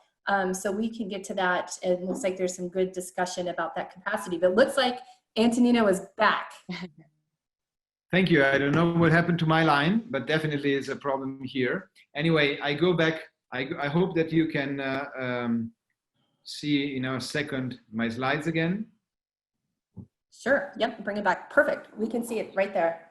Yeah, good. So sorry for this. So have you seen this one? No? We lost you right here, I think. This one? This one right there. Yep. Okay, just wanted to say that we tried, in order to have something specifically addressing the topic of this talk, we analyzed, we tried to investigate with our patients what their perspective was over being treated with surgery or with chemoradiotherapy during the time of the pandemic. So we had 10 patients that were below 50 and had colorectal cancer care, and we asked them about their risk perception, their quality of information, and change of habits in this time. So what we what they told us is that actually they perceived a very high risk, because obviously here you can imagine the situation was extremely, extremely hard. And so that increased their anxiety levels, but they were worried as well for not seeing their relatives. You know that I think that you, in most of the places was like that you could not see any relatives during this time, that they were unsatisfied about the general level of the quality of information around regarding COVID, but this is something that we can definitely quote most of us. And then that they also saw and gave us the perspective of some positive consequences of the pandemic, which we were not thinking at, with like pollution, smart working, more time. And then regarding the specific hospital and surgery experience, they said that in general, they felt and they perceived the sense of calm and safety from their managing hospital personnel. They perceived that the environment was safe enough, was adequate, even if improvable, and that the caregiver, they felt the missing of their caregivers in terms of family, especially during their hospitalization time. And this was a big issue because Italian patients are really used to have their family around. Their use was extremely intense as expected. The use of social media for research of support. So again, I think that the role of societies and foundations and support advocacy societies is extremely important here. So the conclusion is that COVID-19 changed dramatically in general healthcare system and oncologic care as well at several levels, and that COVID-19 is definitely going to influence our lives for a longer time, and therefore, even if patients have perceived the additional risk, and they are at additional risk in general, we have to put in place all the measures that would allow us to give them the highest quality of care, even in those times, not admitting any compromise on quality standards, especially for early onset colorectal cancer patients. Thank you. Wonderful. So Antonino, we will have just a couple questions and we'll have you stop sharing your screen so Dr. Hayes can cue his slide up. We'll have you stop sharing, and I think we'll have Richard bring his slides. So Dr. Spinelli, let me ask this, as a clinician and as someone who shared your perspective about lessons learned and moving ahead, what is your advice to other clinicians I think coming in, and what do you think the biggest lessons learned that you're going to be carrying into practice? Because you mentioned several of them, including the patient perspective, but what is the biggest lesson learned of moving forward out of this acute phase of COVID-19? So regarding, I think that the core message of that I learned, that I really want to spread, which is not the same that we have been hearing at the very beginning of the pandemic, and that was not at the beginning even mine. So at the beginning there was a paralysis of the system, and I think that this was because we really did not know. We were largely unprepared because we didn't know what we were dealing with, and that was acceptable. That we just removed every resource at that point from any other area to COVID care, because that was overwhelming. Here we have changed our practice, getting up to 1/3 of the beds completely dedicated only to COVID. So now that we are in a post-peak phase, and we are in a more plateau phase of and we know a little bit more about the nature of this epidemic and pandemic, we should definitely not forget, and we should advocate the rights of many other areas. Cancer is definitely the most cited one, but this is not the only one. There are a lot of patients that get their perspective of life incredibly impacted from this allocation of resources, and we should not forget them. And now if in case of a second peak, we should definitely take this into much higher account. Wonderful, and thank you for an awesome presentation of sharing the perspective from provider and from patient as well. And I think that the data that you suggested is really helpful for us and to learn. So thank you so much. I'm going to go ahead and punt to Richard to share our final formal presentation. We'll have a few additional questions, and I think this has been a great panel to really build on themes that we're seeing current. And now I'm really excited to think about the risk factors based on environmental factors, genetic factors, and that the interesting dance between a number of factors. So Richard, I'll go ahead and punt to you. So thank you, Dr. Spinelli, for your presentation. Okay, thank you, Andy. Can you see my slides now? Beautiful. You look beautiful in the chat. You sound amazing, and your slides look great too. So okay. We're all good. Okay. So I'm going to be speaking about, I wanted to thank you for the invitation to come and or be a participant in this international meeting as a virtual member. I'll be speaking about the work we've been doing trying to identify risk factors for early onset colorectal cancer. And our focus is twofold. First, we're interested in the question whether common genetic polymorphisms are particularly related to early onset colorectal cancer. And secondly, we wanted to ask the question of the many environmental risk factors that are known to influence colorectal cancer overall, whether there are differentials with respect to those risk factors and the development of early onset cancer. So let's see now, what do I do here? Okay, so that's great. Yeah, and you should be able to use the arrow. Yep, there you go. Perfect. Oh yeah, I see, yeah, okay. Yeah, okay, got it.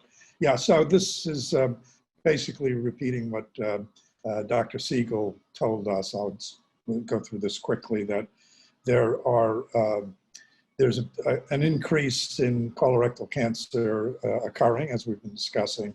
And it's worth pointing out that in general, these tumors tend to be of higher pathologic grade, are expressed as more distant disease, and there's a greater incidence of recurrence and metastatic disease in early onset cancer. So these are important conditions. We've heard a lot about the birth cohort effect. I was just reiterating that. And also that there's a tendency among the early onset colorectal cancers that there's a tendency towards greater increase specifically for rectal cancer. Okay, so as I said, I'll be describing work we've done with respect to genetics and environmental factors. So the genetic studies that we completed recently were done in collaboration with 3 large international consortia of individuals interested in studying the genetics of colorectal cancer in the Colon Cancer Family Registry, in the Correct study, and in the GECKO study, the latter 2 out of Seattle. And all of the individuals we studied are of European descent. So there were some 50,000 cases of colorectal cancer and 58,000 controls in this series for evaluation of genetic risks, among which I believe it was about 5,000 early onset cancers and similar number of controls. And we also did a similar evaluation in a replication data set in the Kaiser Permanente cohort study. So the major finding from our work on genetics focused on what's called the polygenic risk score.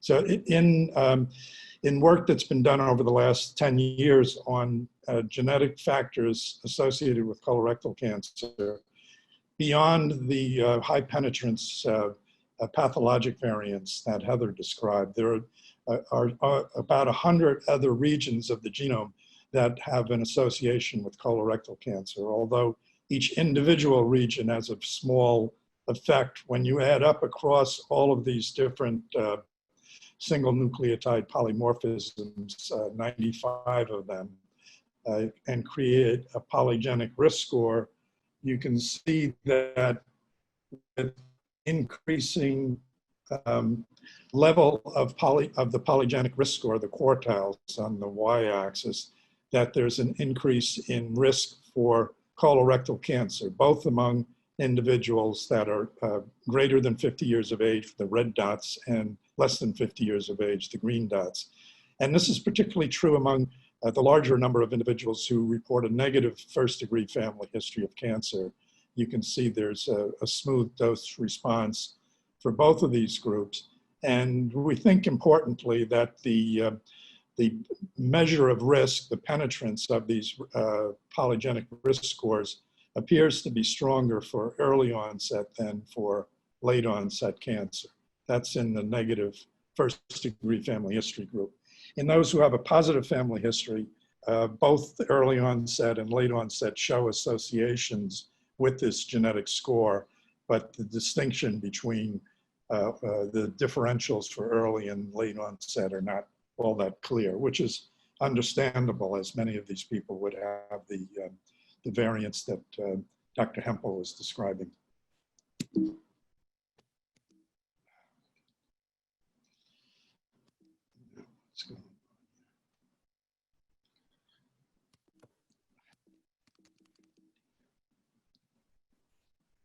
Is it freezing up on you? Yeah, yeah.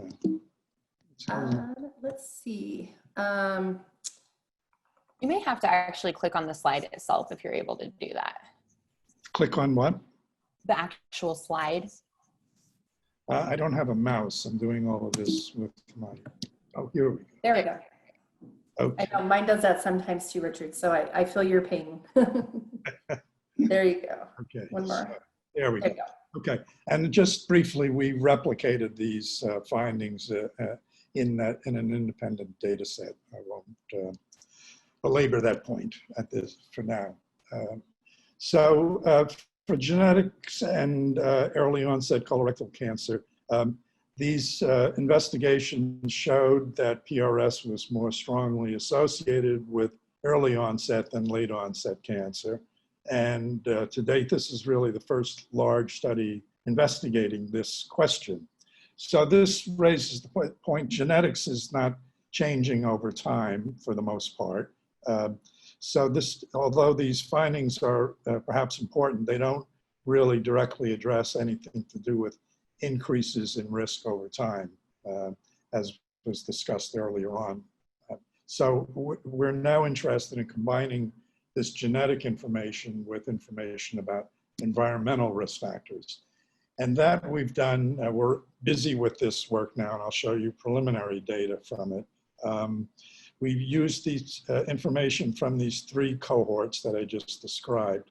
But in that very large data set, there are a smaller number of individuals who were queried about environmental risk factors. So the end result is that for these investigations, we're involving some 13 studies with about 3,700 colorectal cancer cases and 4,000 controls from a large number of countries. And this data, it's worth pointing out, is a combination of information from case control and cohort or case cohort designs. So the risk factors are listed here. These are kind of classic risk factors for colorectal cancer that have been studied in many different settings. So we're asking the question, what does that look like for early onset cancer? And you can see the results here. Most of these factors follow the pattern that's been derived for the most part for late onset cancer, for all cancers combined, with some interesting findings of relatively strong relative risks for the lack of use of NSAIDs and also for alcohol use seem to be particularly associated, although many other factors were also following basically the same pattern. So the risks could be different for these individuals, but to ask the question of whether they're really different from the risk for late onset colorectal cancer is shown here. We found that none of these risk factors showed a greater relative risk in early onset versus late onset colorectal cancer. We next asked the question about the attributable risk for early onset. So this is a combination of information about the relative risk of developing cancer in combination with the information about the prevalence of the exposure in these groups. Probably the best thing to focus on is the bottom bar, which combines all of these factors. All factors combined yields approximately a 60% population attributable risk for early onset colorectal cancer associated with the combination over all of these various risk factors. This is similar actually to what is found for late onset cancer, but does indicate that these environmental risk factors in their totality are really quite important for early onset colorectal cancer. We also examined whether there were differentials with respect to colon cancer versus rectal cancer. This is kind of an exploratory endeavor, and there's, as you can see in this slide, there are some differentials that are noteworthy. Lower fiber intake seem to be more strongly associated with rectal cancer than with colon cancer, and perhaps also the same with the lack of NSAIDs use. So the conclusions from this part of the presentation on environment and early onset colorectal cancer are that many known colorectal cancer risk factors are also linked with early onset disease. This actually was known only partially prior to the study. There really hasn't been a large investigation of this nature that kind of comprehensively covered the gamut of known colorectal cancer risk factors. So although perhaps expected, it is confirmatory information of that expectation. The study also revealed that there were no prominent differentials with respect to early and late onset factors, with respect to the strength, the risk of the strength of these risks. We did find that approximately 50% of early onset cancer was or even greater, was attributable to these risk factors. And that I didn't really go into this in the presentation, but we're trying to explore whether there are cohort effects within this database. It's sort of complicated, and we see some indications that some of these factors may be stronger on a relative risk basis in individuals who were born post-1960. And finally, that we identified some differentials with respect to colon versus rectal cancer. So the next steps are to combine the genetic and the environmental information to try to come up with a combined predictive mechanism for identifying individuals who at an early age are susceptible to colorectal cancer, such that one might think of screening them at an earlier age, as Heather had discussed with respect to the pathologic variants. So just thanking, there's a very big team involved in this, in doing this work from NYU and the Fred Hutch and other institutions. So thank you. Great. So Richard, we have a couple of questions coming in, and I'm going to lump some of them together. One specifically is, did you and can you say more about binge drinking and alcohol? And then ultimately, the question is there a proposed mechanism to explain why not drinking alcohol is a risk for colorectal cancer? So can you share a little bit about that? And then there's a couple other grouping of questions, but do you want to speak to the alcohol component?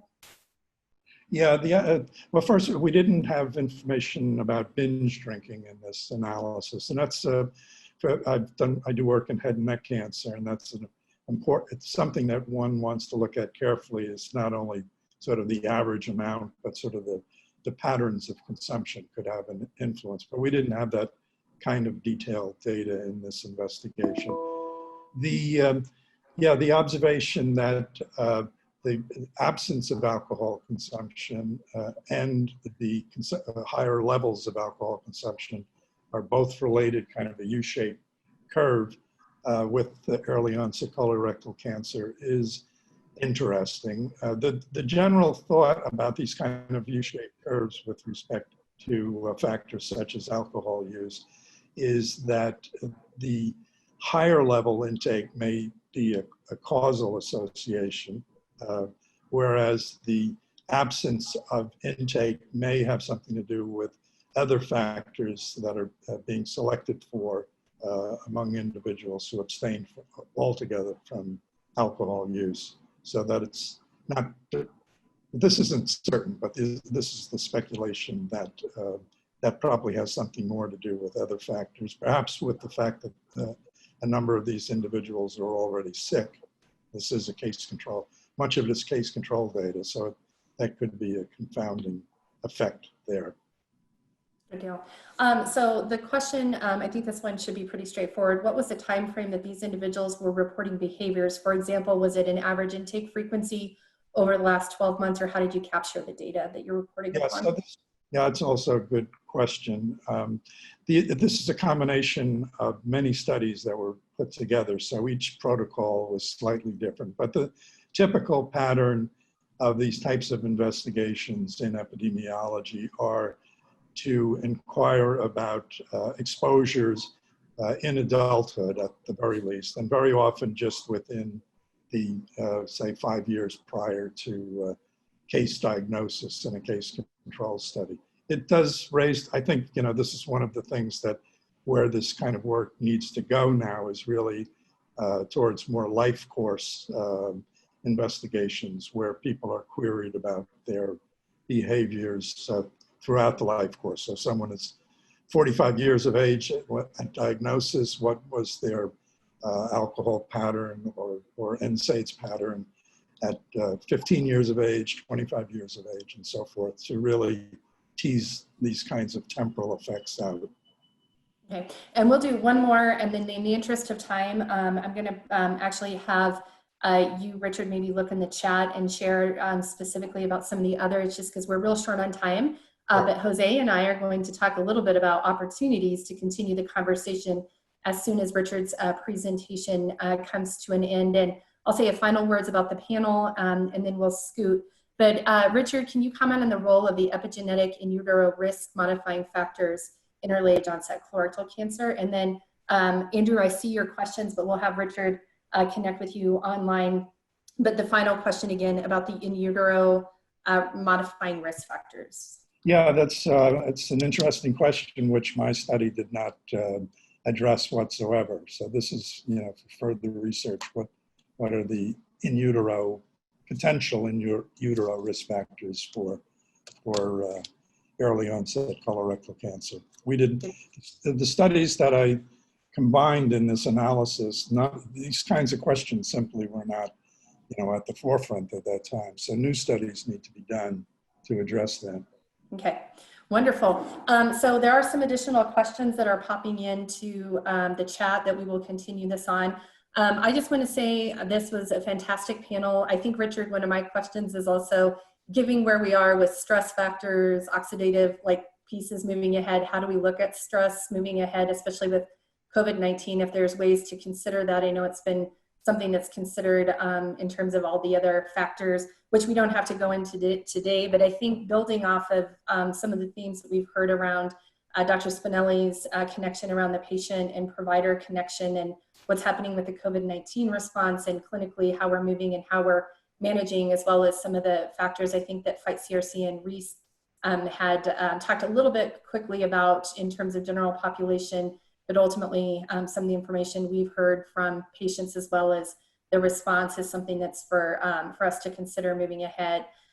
So really excited about this work, a lot of good things to move ahead. Thank you for Antonino, Richard, and Reese for a fantastic panel. And I think we're gonna go ahead and move into the next steps and collaborations. And again, Richard, if you can look in the chat, continue to answer some of those questions. But Jose and I will talk a little bit further about how we're going to continue on. So Jose, I will punt to you, and thanks again to our panelists.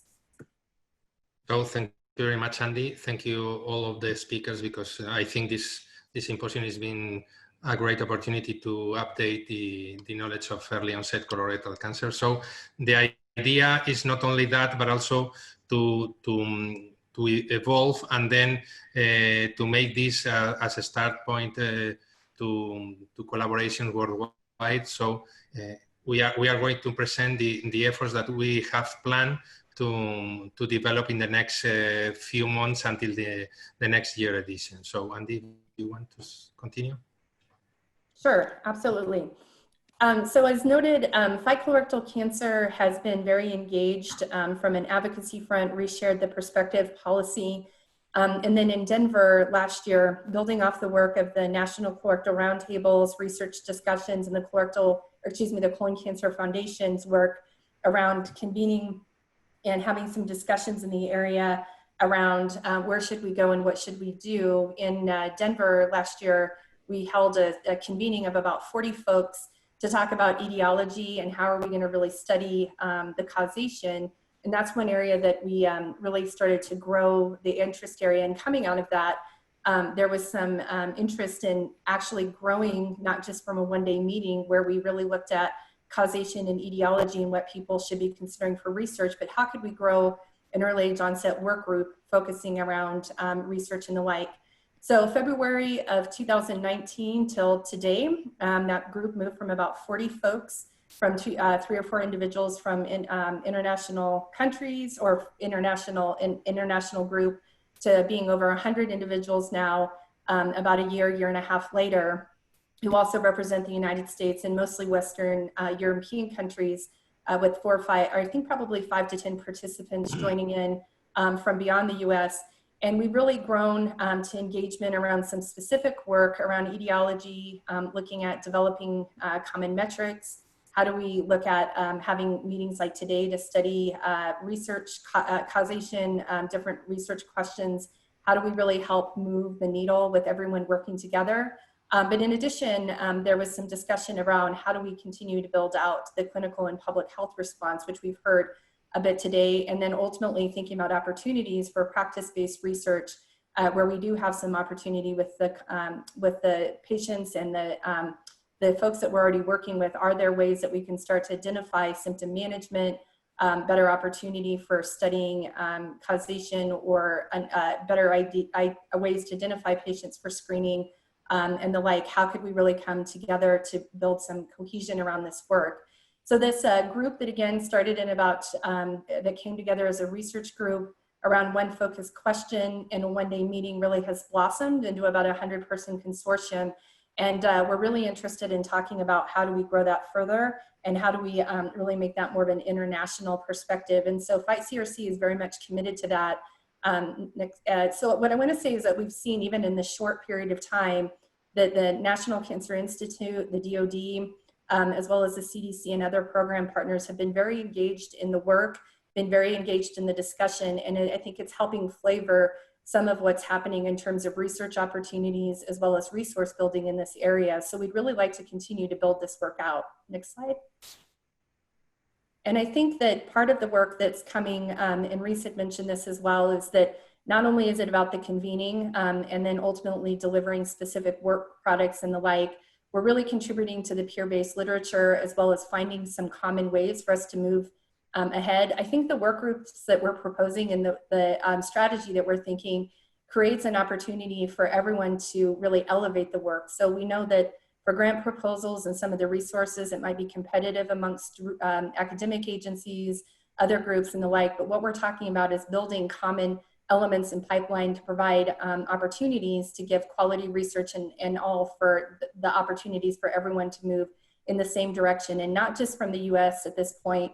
I think when I talked to Becky Siegel and others and talked about this idea of growing internationally, and I think several have mentioned it today, we really are going to have to really combine forces beyond just one country to be able to build studies that say something about the work we're doing, to be able to capture the populations we're considering, And so ultimately we need to have a network and an opportunity to build these sort of collaborations, share resources, and grow the resource opportunities. So contributing to the literature, convening, advocating for resources, and seeing policy move ahead is really a way to do that. We've been very excited to work with Jose and team, and we'll talk now about how we continue to and how we plan to grow. So Jose? Yes, in parallel with the effort of fight colorectal cancer that Andy has already told, we here in Europe have developed a consortium regarding studies about early onset colorectal cancer since 2 years ago.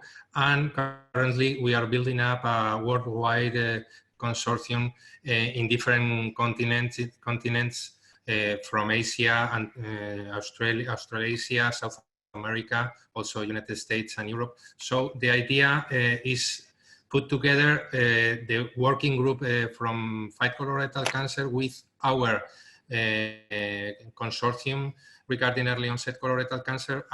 The aims are as follows in the slide. We plan to create a worldwide network. Of course, we want to engage clinicians, basic researchers, patients, families. Then the idea is to develop periodically different forms of updating knowledge as regular webinars, different profiles. There is also currently already a profile in Twitter that is, as you can see, early onset CRC. And then of course comments about recently published articles regarding early onset, and of course present currently ongoing studies. So below in the slide, you will see the link that you can update all the things that we are going to develop. And next slide. The time to develop, Andy. Yes. So ultimately, in terms of this cohesion of work that we've chatted a little bit about, is in the next 3 months, we're going to continue to build out the infrastructure where we have opportunities for investigators to share their work, share the specific resources around contributions to the literature, creating subgroup and subcommittees to continue to build out that work, as well as even in the short term, for those of you who are on today who might be new to the group, creating learning opportunities where we are considering a monthly, or will be building a monthly webinar series around early age onset colorectal cancer. But coming out of today, there will be a survey to ask you to join, to share information about who you are, your work, and again, the areas that you have collaborated in research or provided contributions to the literature. We're going to continue to build that out for the next 6 months, and then hopefully continue to find networking opportunities, informational sharing, and funding opportunities in the platform that we're building. Again, once we have these profiles from all of you, and then building that infrastructure in a collaborative means for everyone to be able to connect under this work group, under electronic platform, to share information, to share networking opportunities, and we'll be building that out. So stay tuned for that link that's going to ask you to share information so that we can start building this. And a huge thank you to Fight CRC and everyone for the resources to help move this ahead. And I do think Jose's point around really building in already what's been grown from the international work into the US and the early age onset group is going to allow greater opportunity. So Jose, I'll talk to you, have you talk a little bit about then for the later part of the year and what we're building up to. Yes, in the next plan, hopefully in person, we are just already planning the next year's international symposium that will be the 3rd edition. It's planned to be in summer, maybe June. I think the defined days will be in a few weeks finally defined. The idea is a multi-day symposium, also in person, and one of the main goals will be the abstract sessions, because we think that researchers, patient advocacy, and all the people that are related with early onset colorectal cancer that would like to present their results, their ideas or their projects should have a voice to present their work. So the abstract session would be an important part of the symposium, and maybe in a short future, the idea will be also to deliver a symposium between continents, maybe one in Europe, one in America, it depends on the participants and in the attendance every year. So this is the idea. Hopefully, we don't have any problem at all to celebrate it in person. So this is the idea, and of course we will maintain you informed about all the updates. Great. Next slide. So as I noted, we are going to already start the webinar series to launch in July. Our first webinar will be mid-July, where we'll focus a bit on what has been the work of this early age onset group, how people can connect to the work.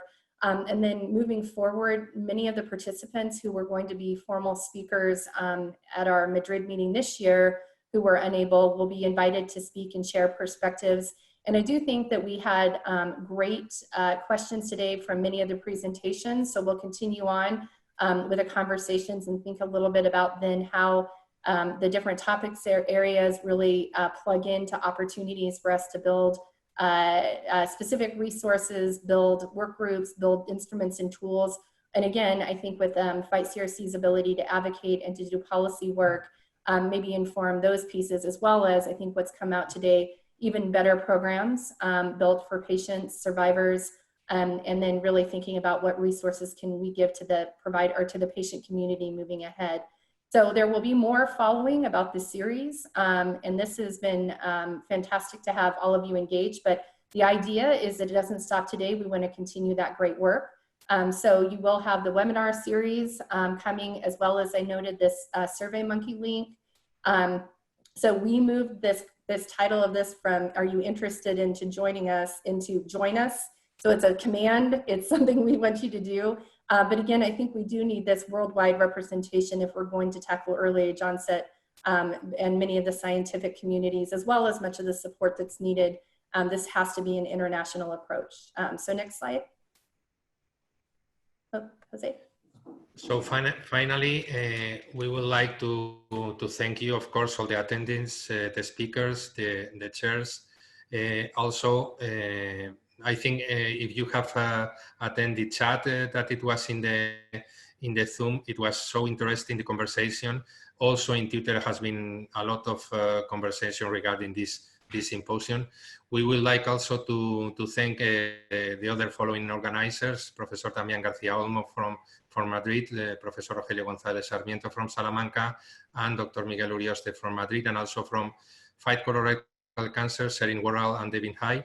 And then, of course, and always honoring all survivors, patients, and those we have lost as well as our community that has been directly impacted by colorectal cancer. Next slide. So I hope you have enjoyed the symposium. Thank you very much for your attendance. And if you want to say anything or more. Yes. I just want to thank everyone who's been involved. A huge thank you to Jose as well. And as we noted, stay with us. We'd love to continue this work and think about how do we all collaborate in this opportunity. And again, thank you to the advocates, patients, survivors, and everyone who's been engaged to help us really move this forward, as Dr. Anand mentioned at the start. So thank you very much.